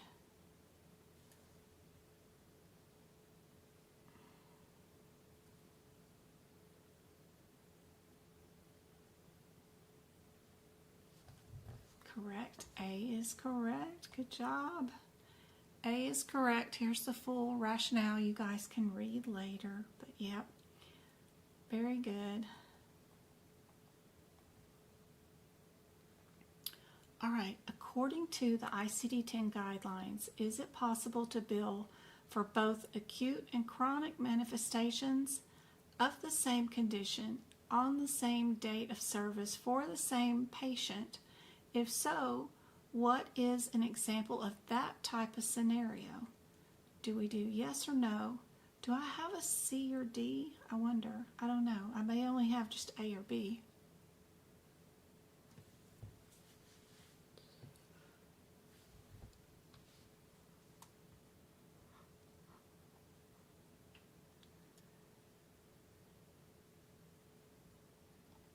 Yeah, I don't think I've finished this question yet.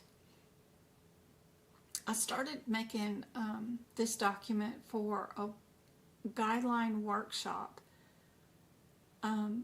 Lost it at one point somewhere and I couldn't find it, and then I had to recreate it again, but never did have the same set of questions. So I recently found these questions again in this document, squirreled where it shouldn't have been. So I don't think I finished this question. I had A and B, and I needed to make it a C or a D for this one. So this one should be a little easier for you. I got the rationale and the answer, but I needed to make two more available answers. Sometimes it takes a while to make these questions. And I know this is one that's often asked on the exam, but their question's pretty easy, but I was trying to make something more difficult.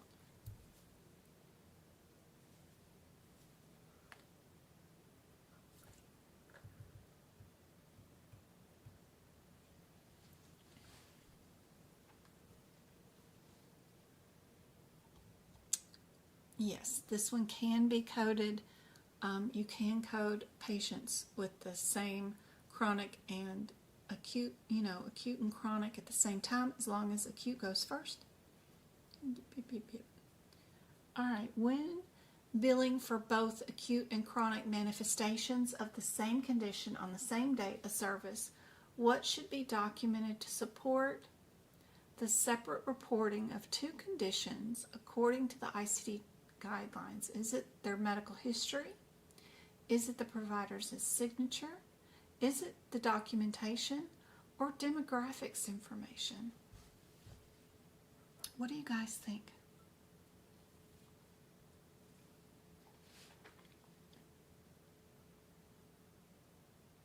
Good job, Susa.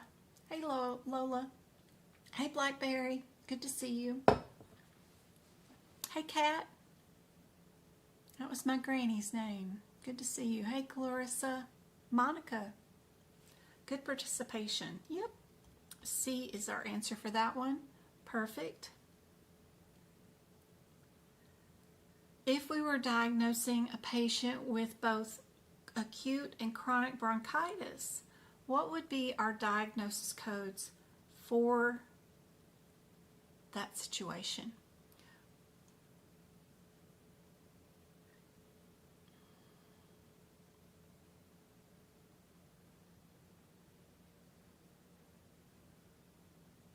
Hey, Coco, good to see you.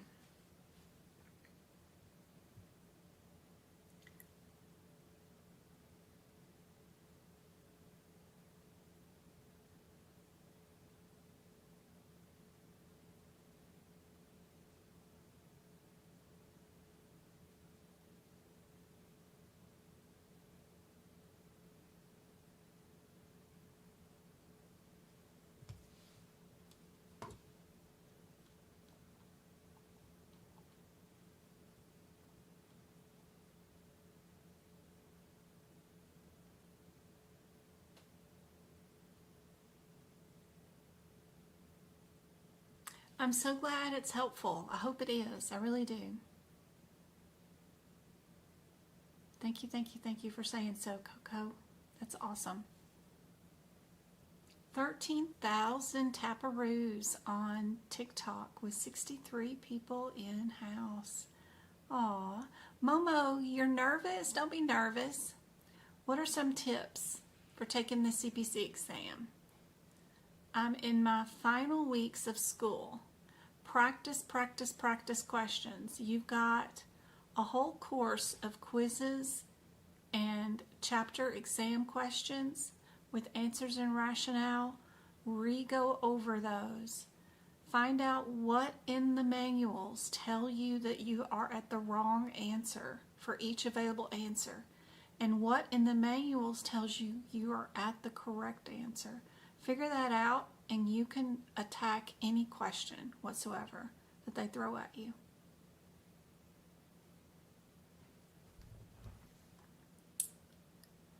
You'd think it would be D, but it's not.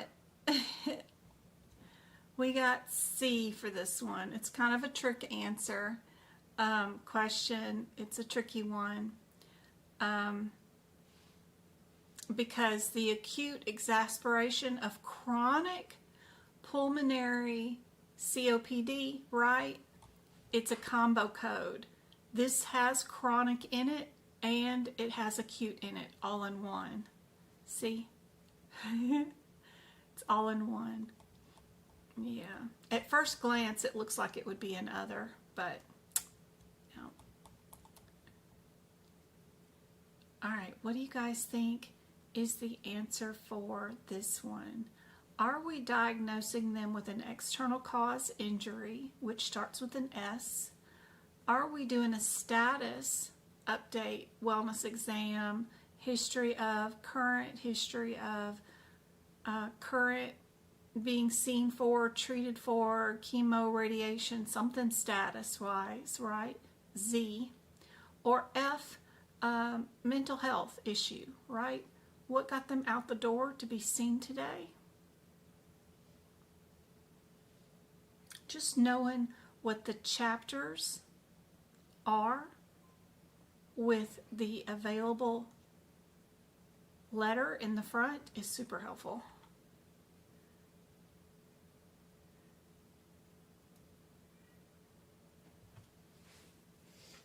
Let me check on my kids. I think they just got home.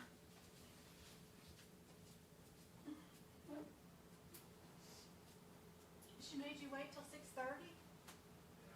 How come? Maddie didn't go home at 5:30?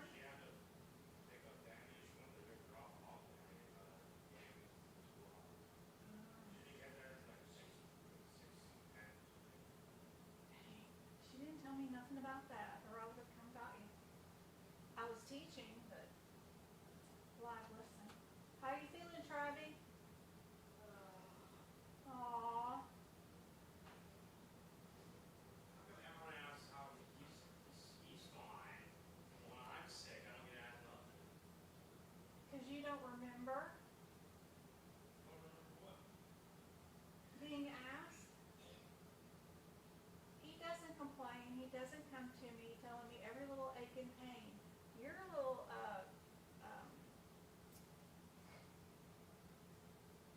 you think you fractured your leg when you twisted in muscle or something. It's kind of funny. You know where the meeting pack went? In the closet of the house. Where'd my box go? This is very silent. Don't forget to go check the mail, Jay.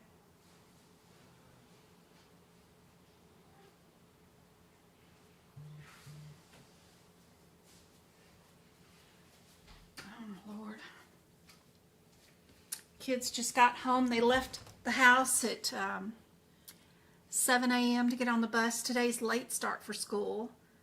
And they just got home at 7 p.m. at night. They do 12-hour days at that school. That is crazy insane. Tomorrow is normal time, and they leave the house at 6 a.m.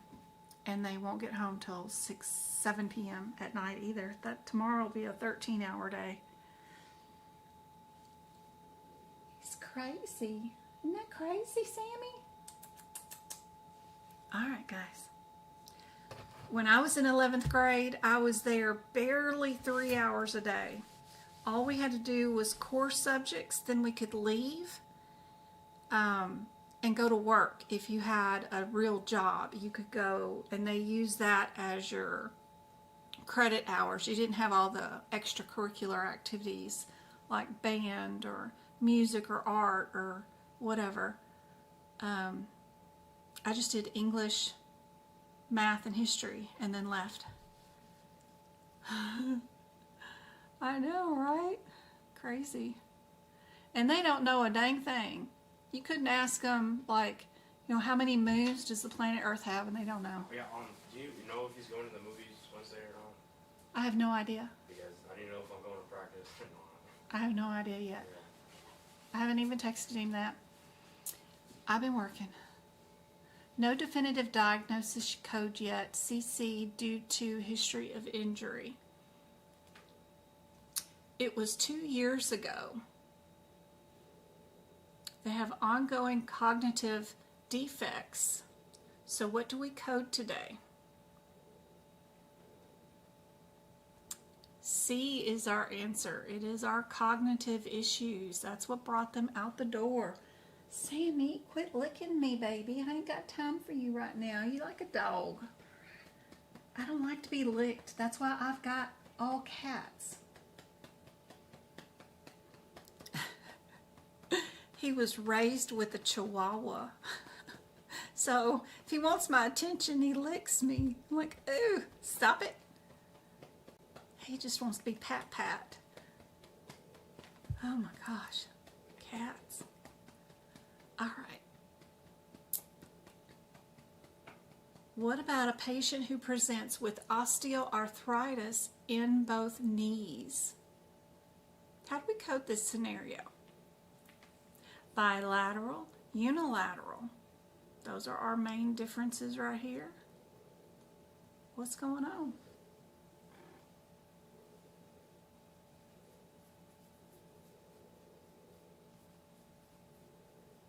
Are you purring? Oh my goodness, Sammy. He's been with me like 4 years.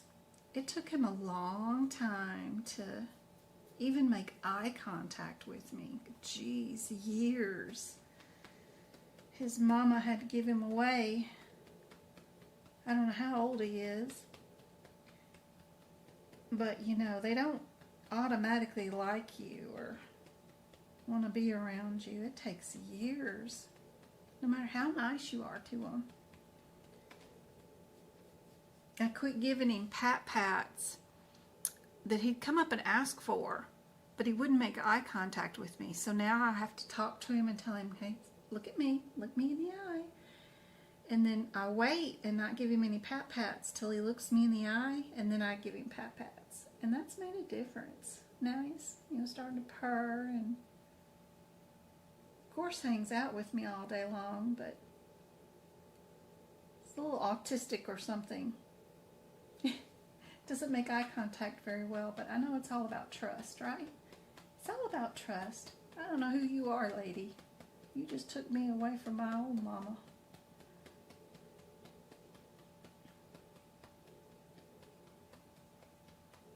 She was in a bad situation and couldn't take you with her, so I still talk to her on Facebook and send her pictures and stuff. What do you guys think?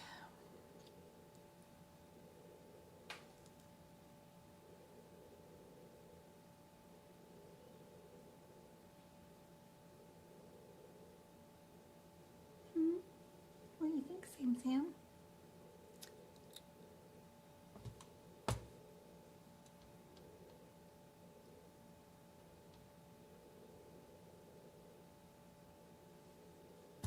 This one, of course, is our bilateral code.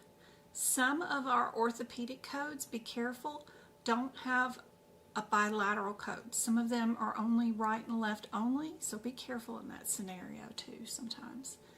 All right, a patient presents with diagnosis of osteoarthritis in both knees. How should it be reported? Same question, just worded differently with wordy words, right? We've got single code, single code, single code, and then we've got one that says separate codes. I always kind of look for my one-word differences. Try not to read every single word. Try to do these as fast as I can. We still have 38 people on, 44 likes on YouTube. Thank you so much, guys. Any thumbs up you guys can do on any of the videos that you guys watch, or tap a heart, helps out tremendously. I appreciate the encouragement on the content, of course.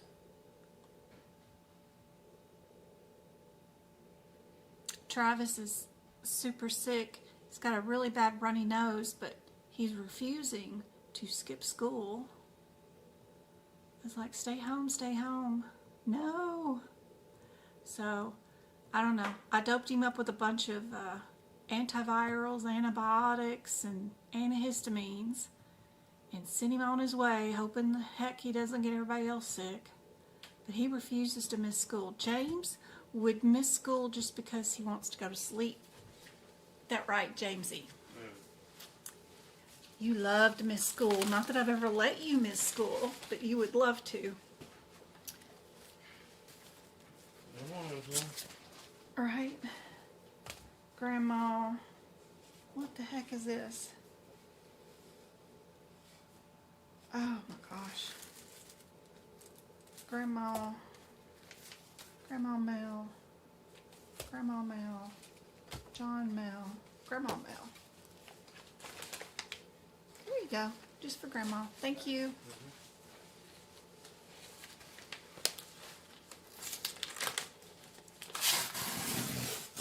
Let's see, we got anything for the cute cats in here? What have we got? Ooh, I got a new item from the TikTok shop. Ooh, I've been waiting for this. You know, I'm 54 years old, and I was always curious. I know I am in menopause or perimenopause, but look, they got these little sticks that you can do now. They're home test kits. I was like, oh, I want to do that. So I want to see what stage of menopause that I'm in. So they sent me these for free. Isn't that awesome? Heck yeah. I'm curious. I could care less, really. I'm not going to treat myself or use any meds or anything. I'm just going to suffer through it, but whatever. But I'm just curious. That's cool. That's cool. All right. And what else? I know y'all get tired of seeing all these little TikTok shop videos, but I don't know, free cups and free test. Kind of cool. Something new to do from time to time. And if it is helpful, then great. Like the little cat stand. My cats love that on the thing. And I got this from my mom for Friday when we go see the Wizard of Oz. It's just a little bracelet. And it's got Dorothy slippers on it. And my mom likes to have the stretchy bracelets. So it's stretchy. And it's got Dorothy shoes on it. And a little Glinda's little wand thing. And blue for our universal code now. I think some sort of blue bracelets means we love everybody. If you need help, holler. I'll videotape something. But anyway, I do love the little red ruby slippers. That's really cute. Oh, there we go. I can make it bigger. Isn't that cute? So, a little gift for her for going with me to go see the Wizard of Oz.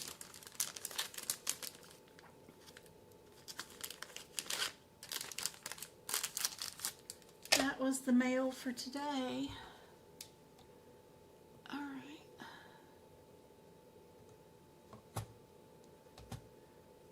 What are you guys thinking is the answer for this one? All these guidelines, are y'all's brains fried right now? Everybody got A for this one? Report the single code for arthritis without the specificity of individual laterality, right? It doesn't mean it. Bilateral means both are included into one code, not individual laterality. So this is confusing, right? The way they say specifying laterality, that means singular, right or left. But even though the code does specify bilaterally, so just a play on words to make you confused and not get the correct answer. It's just propaganda. All right, which one of these is true? A lot of times they like to ask which one is not true on the exam, but I don't have an example of that for this particular area. But if we are working with medical necessity, which statement is true about medical necessity? What you would probably see on the exam is which one is not true about medical necessity, but this is what I got so far.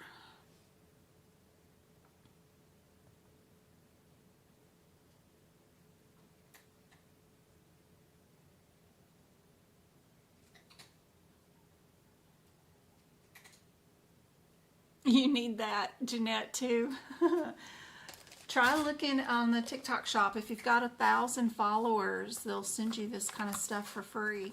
I mean, it doesn't matter. I'm not going to change my ways or do anything, but it's kind of cool because it's got little indicators that are different if you're in late perimenopause, early perimenopause, premenopause, or postmenopausal.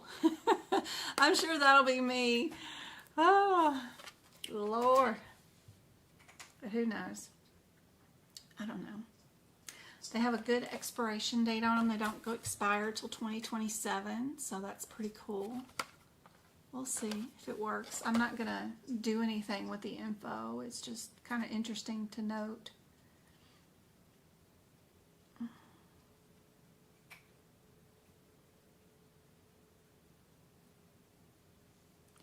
I'm the age now of when my grandmother died of breast cancer.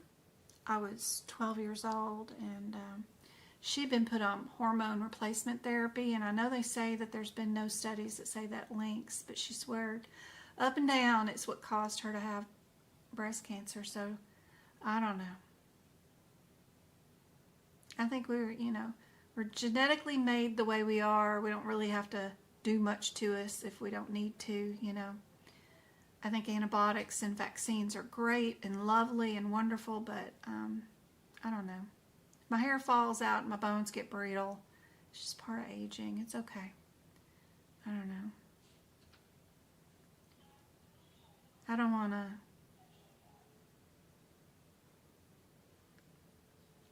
do too much fluff to the body to make other things happen. So I don't know. I don't know what's right and what's wrong, but just have to do your own judgment.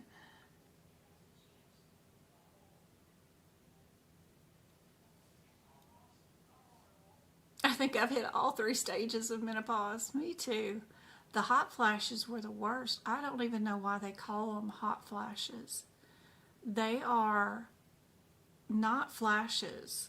They're just instant infernos for no reason. Your whole body just starts sweating. What? Where did that come from? Everything from your scalp all the way to in between your toes, all of a sudden just starts sweating. It's not a flash. Ugh. And then the rest of the time you're freezing cold. What the hell? I don't know. I just tapped the top of my head. So on the top of your skull is the closest part to your pituitary tumor. So if you tap, tap, tap the top of your brain, I can get those hot flashes to go away. I'm like, wake up, pituitary, come on. Secrete some hormones.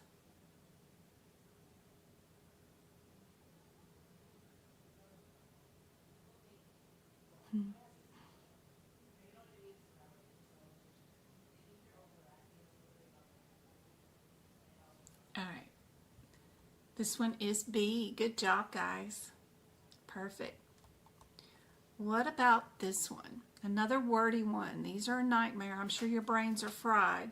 But what is the appropriate action when coding for a patient with diabetes and hypertension without any indications from the physician notes that the conditions are related?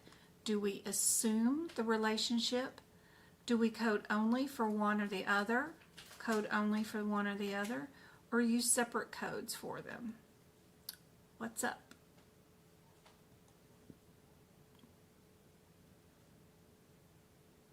You haven't had a cycle in a year? I finally had my cervix removed. I don't know how many years ago. I don't forgot. I had 23 fibroid tumors inside my uterus. Yeah. It looked like I was 19 weeks pregnant. It was awful. So I'd had them since I was like 14, started getting fibroids, just the longest period time forever. So eventually I suffered till, I don't know, maybe 45 years old with them, and they just kept getting bigger and bigger and bigger. Eventually it was going to end up having to be like a C-section to get that uterus out of there. So I finally consented and had that removed. I wish I'd have done that when I was 20. Oh my God. The immediate I feel wonderful was immediately, right after surgery. I was doing laps around the nurse's station, went home same day with the uterus the size of halfway through a pregnancy. I felt so amazing and have ever since. I left the ovaries, but oh my God, I had fibroids. I don't know. I remember being in 6th grade. So I did 1st grade twice. So it really would have been 7th grade if I'd been in the right grade. But I was in 6th grade, and just standing up after being in class for 1 hour, I had, a cycle that leaked all the way down to my shoes. I had a pool of cycle running all the way down into my shoes, just like a water fountain turned on in the middle of 6th grade classroom. Nightmarish. I dealt with that for 30 something years. I wish I'd have had that sucker out as soon as I had my one kid that I had, of course, and then I adopted 2 others, but not that I needed, I could have gotten pregnant, but I only had the one duck. But I got 3 sons by choice, of course. But man, I wish I'd have done that so many years ago. So I don't know how functional the ovaries are at this age, but man, I wish I'd had that uterus removed a long time ago. Yeah, they wrapped me up in a black trash bag and walked me through the school to the office to sit there and wait on my mom to get off work. I was in Mississippi. She worked in Tennessee, so I had to wait kind of a long time wrapped in a trash bag. So fun. My life has been so fun. And then she had to rush back to work, so, it's like I was inconveniencing her too, so I felt bad all around. Good gracious. Anyway. Yep.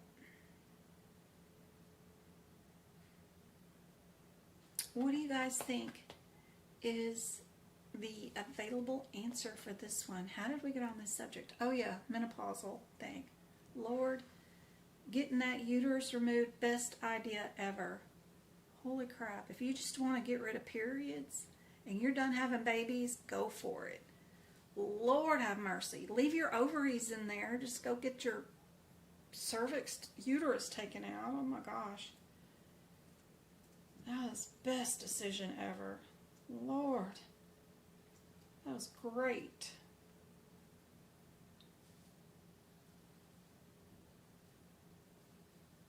I mean, I can remember being 9 years old before my cycle started and feeling great, running, active, whatever. Yeah. Not ever since cycle started. No way. Ugh. Because you're either miserable the week before, miserable the week after, and there might be, and then the week of, you're miserable. So there's 1 week a month for the rest of your life that you feel good. What the hell? It's ridiculous. No. Oh, this one is D.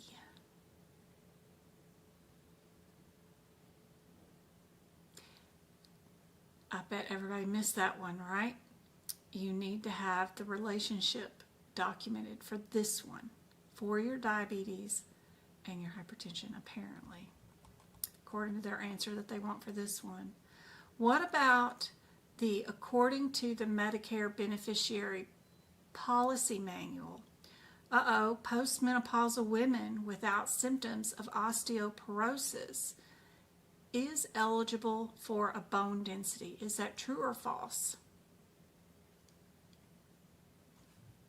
I've had osteopenia since my 20s.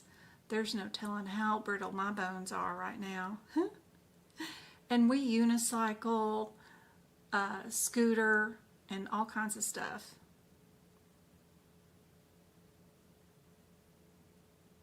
I'm sure my bones are ready to break. It's kind of interesting when you go through menopause, you stop producing one of these key proteins in your body that is needed to prevent another protein from attacking your calcium in your bones. We normally naturally have these 2 proteins, right? One of them is attacking your bones, getting rid of bone spurs, extra calcium, extra thick bones that you shouldn't have. It works to combat some of the calcium deposits in your body. Well, one of them prevents it from going too far, right? That it doesn't eat away at all your bones, only just the unnecessary bones. Well, when you go through menopause, you quit producing that hormone that prevents the other protein from attacking your bones and all of it. So that's why we get osteopenia, and osteoporosis is we're no longer making that protein to keep our bones healthy. It's kind of interesting to help prevent that other protein that's supposed to just be helping calcium deposits, but it'd be nice if we stopped producing it too at the same time. Somebody forgot to turn the other one off and not just one of them. That would have been helpful. But I don't know who was writing our code. They forgot a step. This one is true. We are eligible for a bone density screening even if we don't have symptoms. Medicare wellness visit, which is called an MWV, which is not really an annual wellness. It's really your open enrollment welcome to Medicare exam. There's only one of them, but I don't know why they call it an annual wellness visit, but you get one that is a welcome to Medicare. Does it include a discussion and treatment of any chronic conditions that you already have? What do you guys think?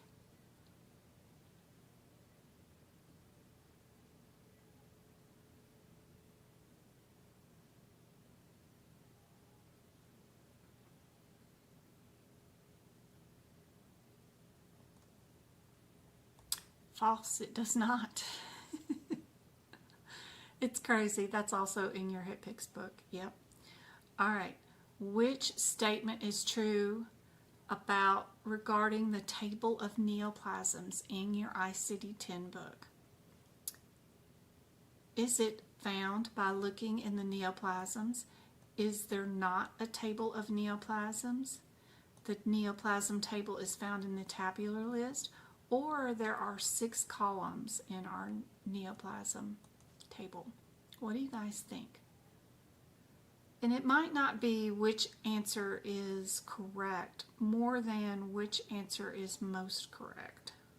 They like to ask those kind of questions sometimes too.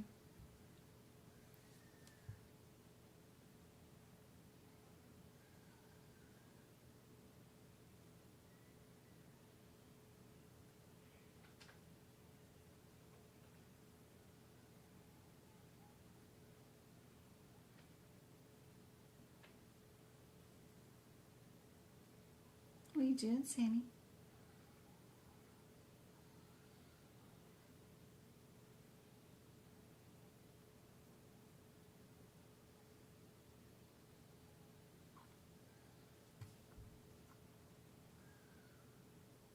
Shannon, thanks for the follow.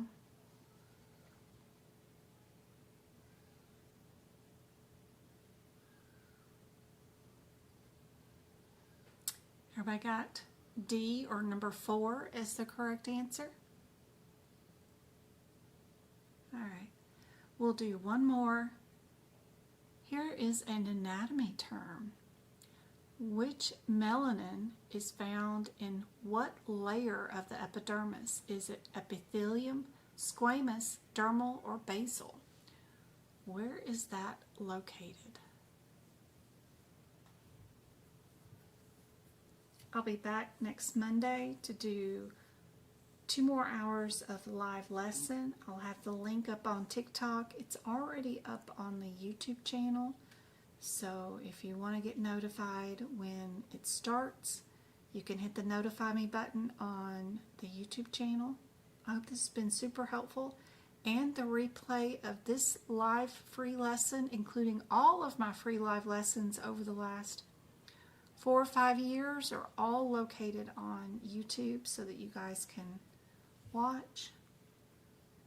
If you need help or want to ask a question about a certain guideline, just comment on one of my videos on TikTok or on YouTube and I'll reply back. Eventually get you a video made. It also gives me ideas on what to create, what kind of content to create.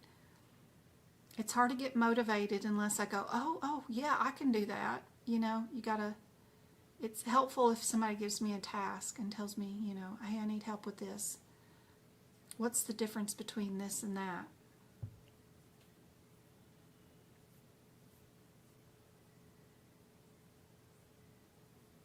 It's hard for me to come up with my own stuff after doing it for so many years.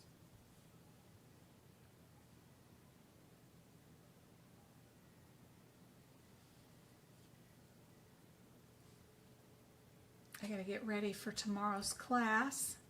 We're gonna be doing the integumentary system in my live lesson with my students who purchased the CPC course from me. So, gotta get ready for that class in the morning. You're gonna attend, right, Go-Kart?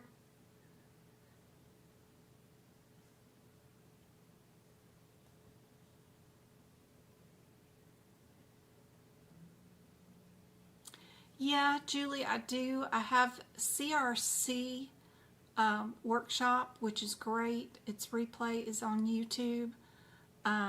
Or you can purchase the replay on my website. That one's more advanced. It's all ICD-10 questions. It's like 130 questions in one video where we do a ton of advanced ICD-10 questions in 4 hours. 130 questions. It's great. I just did that this year, so it's a great workshop. Thanks, Clara. It's good to see you, Mayfield. I hope this is helpful. Lover of good things. I'm really tired.